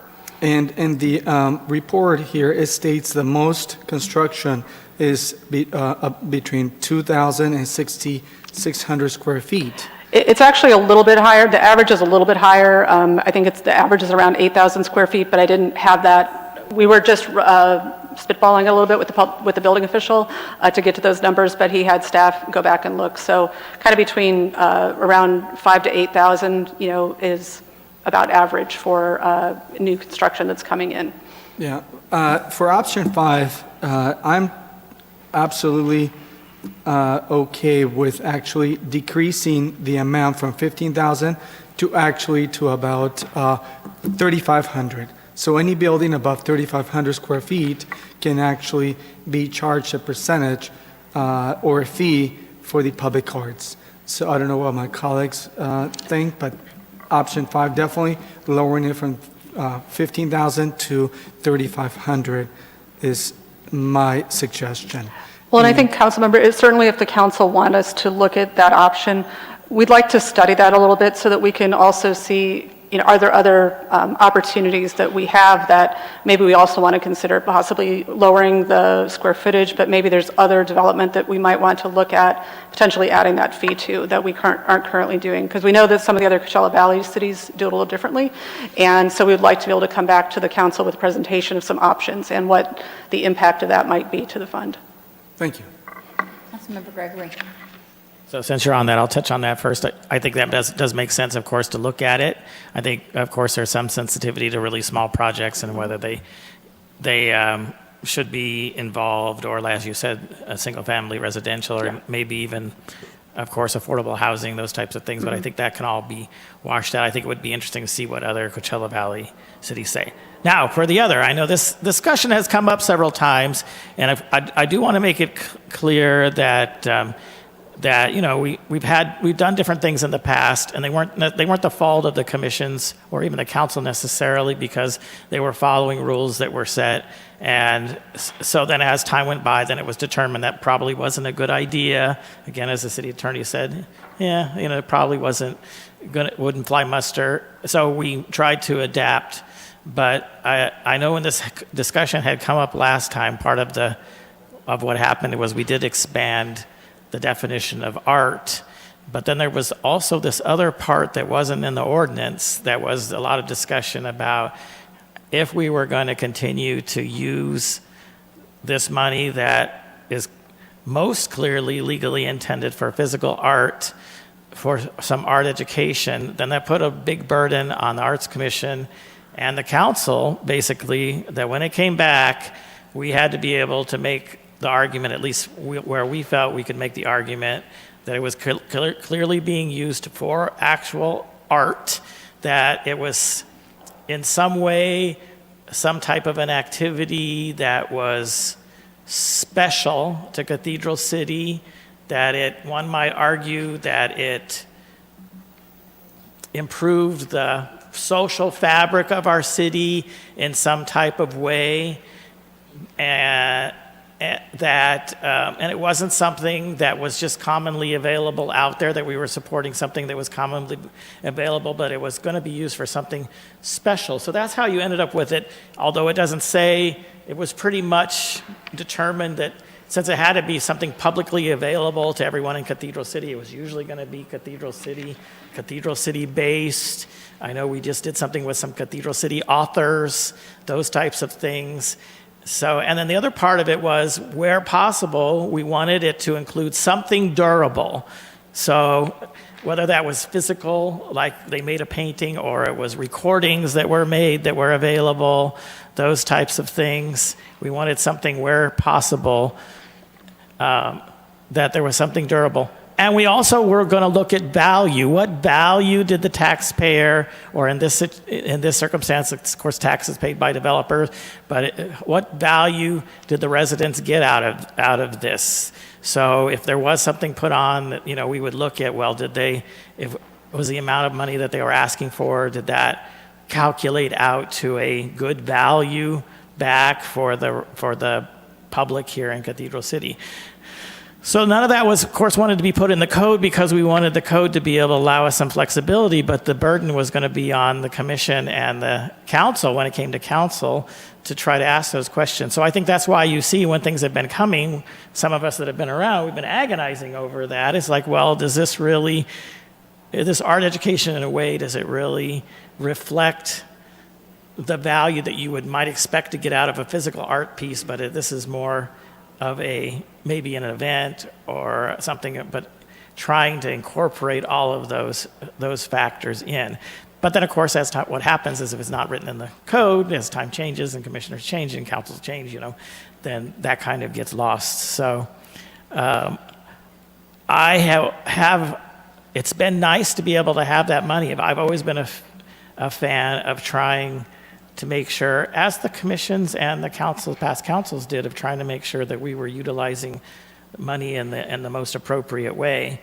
So I'm of the opinion, by looking at these options, that if we find ourselves in a position that we can fund things or give a budget to the Arts Commission in the general fund, much like we've done with the public or the Parks and Community Events Commission, then maybe that's the way to go, and to kind of wean ourselves off of this and fund and go that way. Now, I don't necessarily know whether that has to be grants. You mentioned grants. We don't require that. We give PACE a budget, and they can put on events, or if they want to partner with somebody, or somebody comes with an event and they want to help fund it, that still has to come back to the council. And I say, and as a council member, I'm always going to look at whether it's PACE or Public Arts or anybody. Well, what's the value? Is it a good value to the city? Is it something special? Is it not just because somebody came and asked? It's got to be like, well, that's some thought be put to this as to what its value is for the city and its residents. So, but I would be a fan of going that way and then dedicating this fund back to the acquisition and maintenance, where it probably, arguably, at least is the safest use of it, and the least challengeable use of it. Now, and again, as I started out, though, is as far as building that fund, I would be a fan of looking at that too. So. Thank you. I just have a couple comments and questions. One of the things you said was about replacing art that's damaged. Do we not cover insurance on our artwork? We do. Not carry It is insurance? part of our insurance, but Okay, I think so if, we probably wouldn't have a big deduction if something got damaged. depending on what the deductible was, there might need to be a deductible payment for Can that. you come back to us at some point and let us know what that deductible is? Yep. We might want to change that to make our art better protected. I think I stray a little bit. I also think it's important, if you're going to talk about art, to develop artists. Because if we don't have artists, we're not going to have art. And at some point, then we're only going to be buying our art from people outside our city, because nobody in our city is very good at art because they never got any art education. That's a very simplistic way of looking at it. But I do think there is some value to that.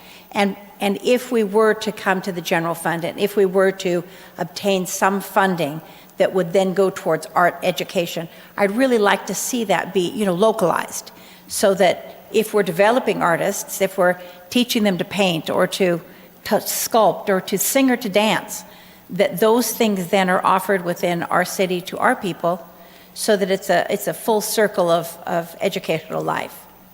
And hopefully it will keep going. Maybe those little artists will become teachers, and they'll take on the next generation of artists. So I see a real evolution that we could have inside the city. I don't feel like we need to limit it to physical structures that have to be. Love physical structures, don't get me wrong, but I'd love to see people learn to be artists in our own city too, so that we're not just taking artists from other places. Thank you. And if I could just add on that, we could use criteria that's similar to what we do with our community grants programs, because we require that the organizations be based in Cathedral City and or provide the services primarily to Cathedral City residents. And that would be a good evolution, wouldn't it, circle? Yeah, we could. Feel that money has to be given out in grants? No, I think your suggestion is fine too, and I think what we can do is come back with a proposal for how to do that, incorporating some rules, and we can timing-wise kind of try to pair it up with the community grants we already do, and maybe, put out the call for proposals and things like that at the same time. And if it's a budget for the Public Arts Commission, they could set aside some of it for, grants and things like that, other things for programming that they might develop themselves. So that's something that actually will give the Arts Commission something to work on in conjunction with staff to help develop some guidelines for that. And in no way am I trying to diminish your ideas. I mean, I think having physical art's important as well. And then we'll also come back to you with an analysis of how arts is funded in other cities and some proposals to perhaps broaden the application of that fee. Thank you very much. And to thank just, you. just while I'm here, a few of the opportunities that the Public Arts Commission will be working on related to acquisitions are the piece for Dream Homes Park. There's also a piece slated for the Ramon Landau intersection whenever That's that is right. done. And the bridge is And then the commission has been working on for a while another art bench project with Ocotillo Park. So there's, and I know one of the commissioners who's working on that commission or on that subcommittee has been really working with our Pres Art District artists because we have such wonderful artists here in our community here in to town. help again showcase the amazing artists that we already have present in our community. So those are kind of on the acquisition side. Plus, there's the other item that we need to bring back forward that came from the subcommittee of the council. Was one of the elementary schools that's looking to put I love their elementary school piece in front of their school. So that's the other acquisition piece that has either been before or will be coming before the Public Arts Commission. And I would be interested in each, I know Ernesto's position on this. What do you think about the option 5 of increasing some taxation for smaller developments?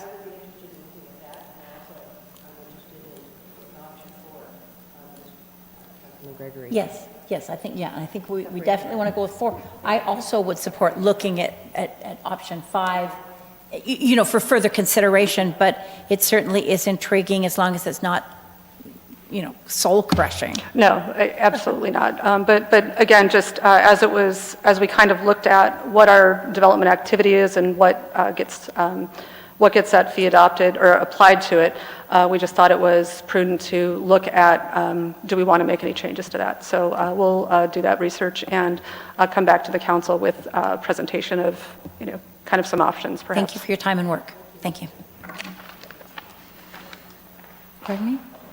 Yeah. So we're opening this up for public comment next. Mayor President, I did receive quite a few requests to speak. The first speaker will be Lauren Wright. Hey, wild woman. Hey.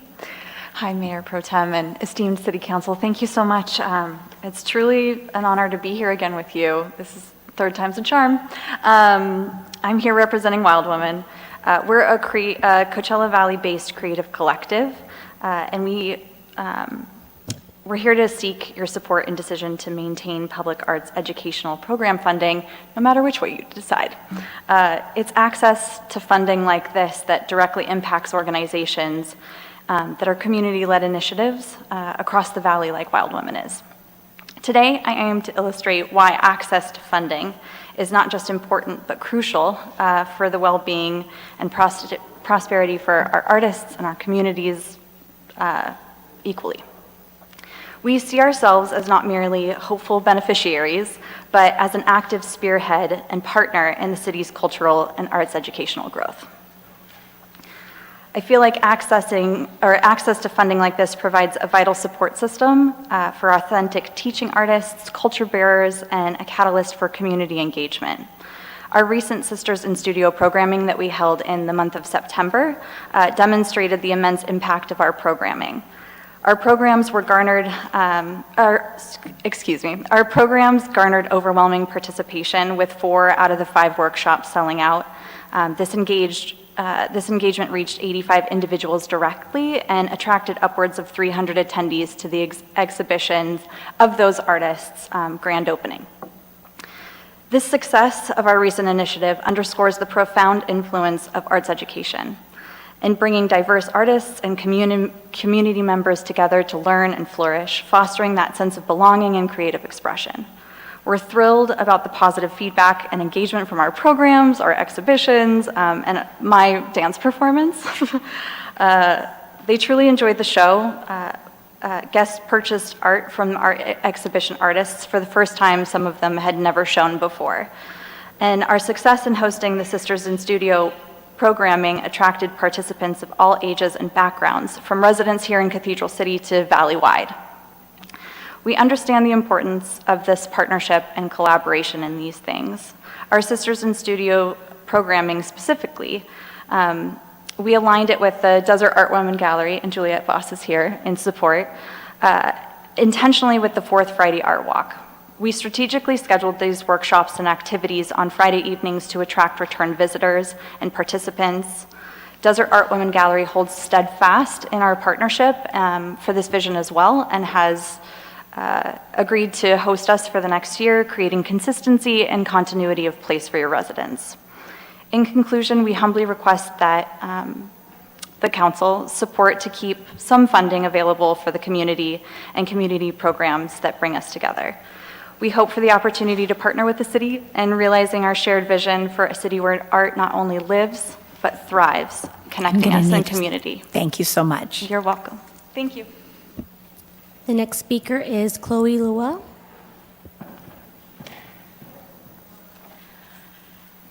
Hello, it's an honor to have the chance to speak with you all. My name is Chloe Lowell, and I'm the Coachella Valley organizer for Planned Parenthood of the Pacific Southwest. I've also been attending Wild Women programming since I moved to the Valley. A little bit of background on how I got here. Last May, I graduated from Columbia University in New York, moved back home to the farm I was raised on in Virginia, and then after one Zoom interview, my future employer asked if I could move here in 3 weeks. So I said yes. I packed up my car, scrambled to find housing, and then drove across the country without knowing anyone on the West Coast. I know I don't need to convince anyone of art's value for the public, but I'm hoping that I'm a good case for how robust arts education programming is a worthy investment in overall well-being and quality of life. I honestly expected loneliness and isolation as I transitioned from being a student to a near fully remote workplace, but Wild Woman quickly introduced me to a diverse group of people across the Valley, creative pastimes, and how I would ultimately spend my time outside of work. As an organizer myself, I am constantly in awe of Wild Women's ability to facilitate deep and genuine connections.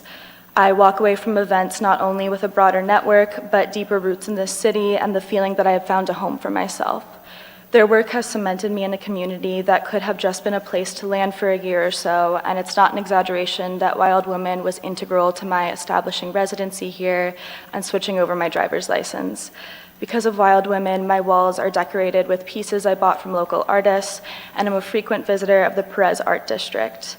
To put it simply, the folks behind Wild Women show up. I've seen them fill rooms, put local artists in front of hundreds of people, and then help them sell some of their first pieces when they questioned whether their work could be profitable. They are deliberate, they are thoughtful, and they consistently create spaces where everybody feels ownership. So I am here to humbly request your support in keeping this funding available through whatever method, both in recognition of the invaluable work that has been done, but also for the individuals who will inevitably be drawn to Cathedral City for the next bustling exhibition, who will fall in love with a local artist's work, or maybe find home at a Wild Women community circle. Thank you. Thank you very much. And before we take our next speaker, I just need to acknowledge we're probably not going to get to that risk management. So That's correct, and my suggestion would be to put it at the back of the meeting. regular meeting. Yeah, and staff is prepared to do that. all right, great. Thank you so much for that flexibility. Our next presenter. The next speaker is Yvette Zamora Cruz.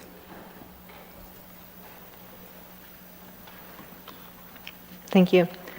I would like to start by thanking Cathedral City's Council for offering this space so that residents can be heard, understood, and supported.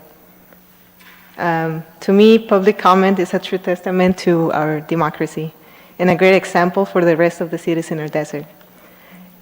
Cathedral City has a special place in my heart. I look back and to the experiences I live as a Cat City high school student. By the way, go Big Blue. And I can see how my character has shaped, learning perseverance, determination, and what it really means to care for others. My closest friends to this day, I met them there. I learned how to play guitar, and I became the very first ESL student to be admitted into the Cal State University system. In my professional career, I have found a way to give back to my community by becoming a social worker,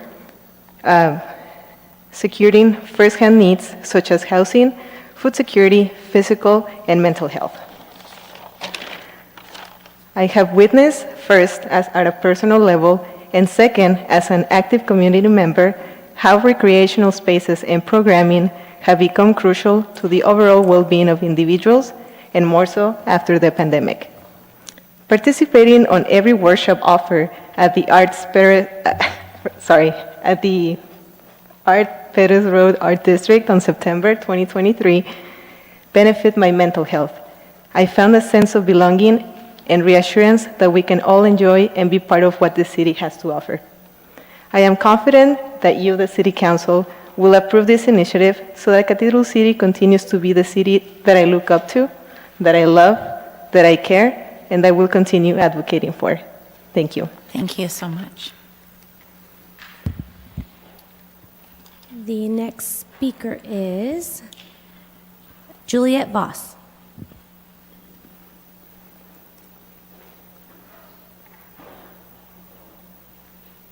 Hello, Julia. Hello, Mayor Pro Tem, and City Council. Thank you for having us. I was privileged and honored in September to host the Wild Women Collective in my gallery.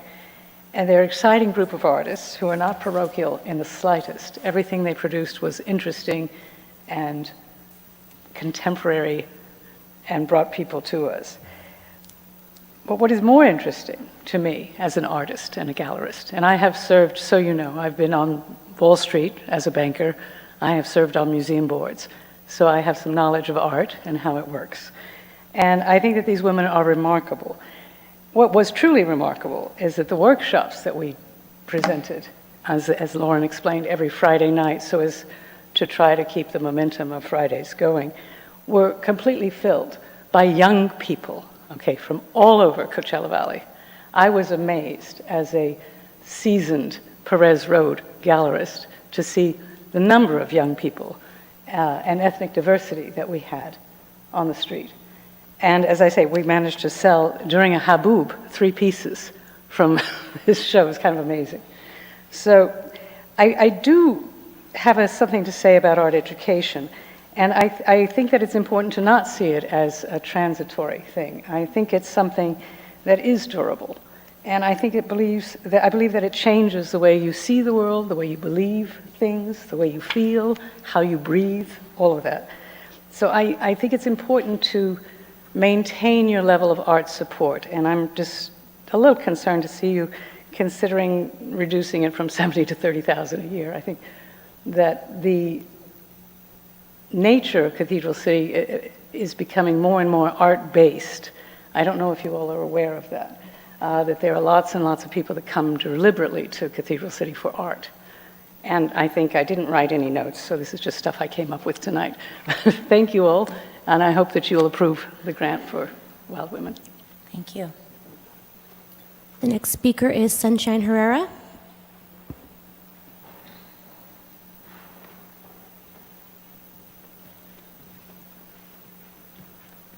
Hello, Sunshine. Hello. Good afternoon, Mayor Pro Tem and other council members. Thank you for this time. I have a couple questions for the city attorney. One, could you tell me the difference between the fee and a tax? Oh, yes. So we can't do that during public So comment. you can't, because I mean, you guys keep saying it's a tax, but I believe it's a fee, totally different, right? I just want to bring that up. It's not a tax, it's a fee, totally different. Also, one of the things that I wanted to bring up was, if it's not broken, why are we trying to fix it? I don't believe as the commission's gone over their money. I don't think we've gone under the money. I do believe we have to find a way to financially, bring more money in, and that would be through grants. And I know one of the ways that we can get grants is through art education. Why would we give that up? I'm confused as to why would we give that route up. If we can ask for money to come through the city, why not use it? Also, it's been brought up that art education is not a piece that is here or will be here for 5 years. But also sitting on the commission, one of the first pieces I put together was 5 electrical things that were out here on the street, and there's how many left? 1? Art education is an important thing because we say we're the city where art lives, but doesn't that start with the education also? I couldn't paint myself out of a paper bag, but I can play a flute. And I took classes from 4th grade all the way through high school.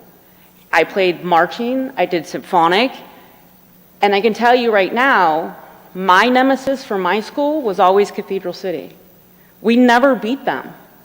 So for me, I think when I come and I bring things for, to take kids, we might not pay for transportation for our city's high school students, but we can for scholarships, because we forget that our students who are learning this education, right, they weren't just given that opportunity. They earned that opportunity.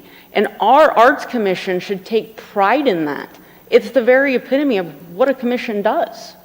So for us to take that 30% and be like, okay, we're not going to put it so people can learn the actual talent, that's just, I don't know what to say about that. It's sad.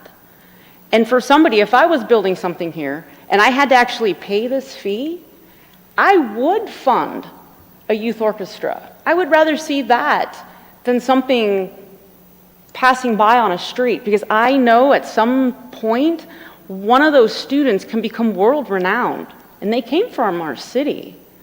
Our constituents start as babies and they grow. So the city should take the funding for education into that thought process. That's it. Thank you for your guys' time, and Thank you. I hopefully you guys go with option 5, because more funding, that'd be great. Thank you. And Sunshine, you can sure, not at this moment, but you can sure ask the city manager what the difference is between a tax and a fee. I just want to make sure He that can you help guys know that, because some of you guys are saying fees and some of you guys are saying taxes, but I don't think it's a tax, it's They're- a fee, they're not the totally both different thing. thing. That's right. So I think the question was more for, Thank you. thank you. The next speaker is Gabby Armenta.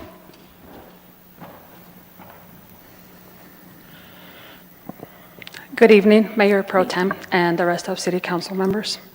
Thank you for the opportunity to be here and to share a little bit about my thoughts and comments. I am a community organizer and a longtime resident of the City of Indio. I'm actually an appointed commissioner to the public arts of the City of Indio, and I am the lead organizer for the Coachella Valley Women's March. And I sit on different boards, and I can go on and on about the different hats that I wear in my community. One of the reasons why I'm here, it's because public art matters. I remember growing up in the City of Indio and being so sad because our school had our band program taken away, and the feeling of the rest of the students was mutual. Art can save lives. I am also a mental health advocate. I've struggled all throughout my life with anxiety and depression, and I have relied on programs such as the ones that WOW Women has for the community, free to close to no charge. My mental health depends on the art that I am able to create, the art that I am able to see around my city, the art that I am able to experience through programs such as the ones that WOW Women has for the community. As an artist myself, I am a traditional ceremonial dancer. I rely on that. I need that in my life. And when I hear of stories of not enough funding for programming for our communities, or just not having the programmings available for the community, it's a blow to our mental health. I ask the city to please reconsider, to please keep supporting the public arts programs, to please think about the well-being of its residents and the mental health of its residents as well. we rely on a lot of, on this programming and many other programming available in our community. That's all. Thank you. Thank you so much. I believe that is all the request to speak forms that I received. If you're a member of the public and you wish to speak on this item, please go ahead and approach the podium. Good evening, City Council, staff. Thank you, Ann. A phenomenal job. I got here late, but I was listening to it in the car and at home. Thank you for putting this together. I had the honor of serving on the Public Arts Commission for 6 years, and I was the Public Arts Chair for 5 of the 6. There were 2 events that it would be awesome to repeat that we had success with. One was we would do it at the Senior Center, and we funded it by having instructors be part of the event. Seniors and young people came together on a Saturday, I think twice or 3 times a month, and we would create art together. And it was phenomenal. The seniors loved it, the young people loved it. It served as many people in the community as you can imagine. I think that type of thing would be wonderful. The other thing that we did, which I don't see it happening again, I don't know why, is the high school students are phenomenal in creating films. I mean, they're just tremendous. The data program is really designed for them to express themselves through filmmaking, and that's my profession. So we would have a competition, an annual competition. We would do it at the Pickford, and they loved seeing their artwork on a big screen. It was amazing. And they would get award money to purchase, they would get gift cards to purchase equipment that helped them in their career goals. Or there could be a scholarship, whatever it is. But again, if the rules don't work for this commission or this council, you have the right to change those rules. Make them work for the community. I would think that when you're looking to find out which of the proposals to consider, residents should get priority. If you're a resident artist, your proposal should get priority. I welcome the entire valley to come in and help us, but there is a way of making sure that the taxpayers in this city are served by the local artists. Respectfully, traveling to San Francisco, wonderful idea. They travel to Europe, great idea. We were never allowed to give money of any type for travel. That's a different part. I would love to see more young people visit our valley. There's a lot about our valley that's getting missed. There's museums in the valley that are just not being attended.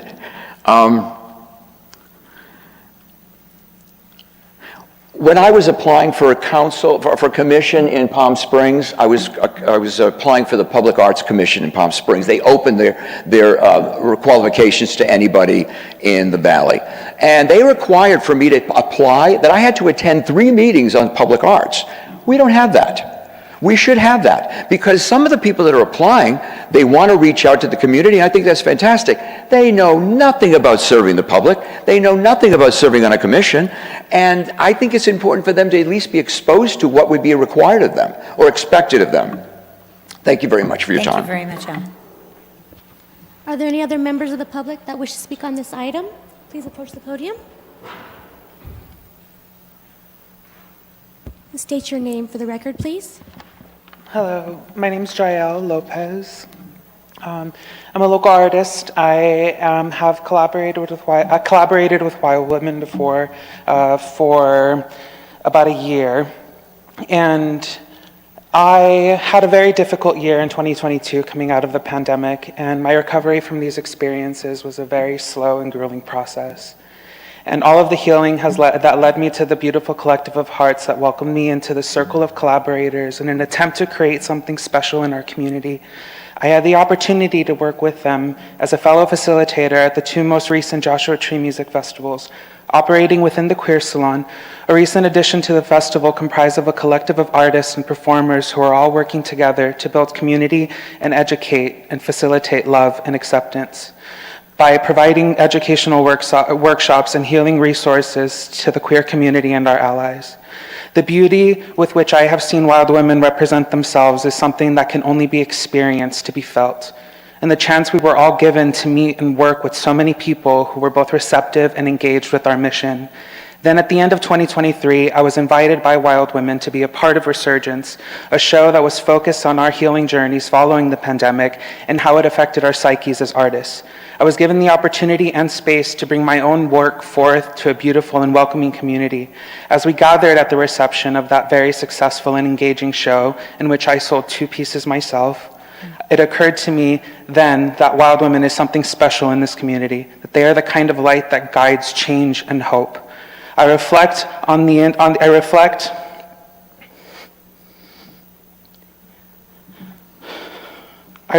opportunities that I have taken and have been given by Wild Women, and every single one has a through line.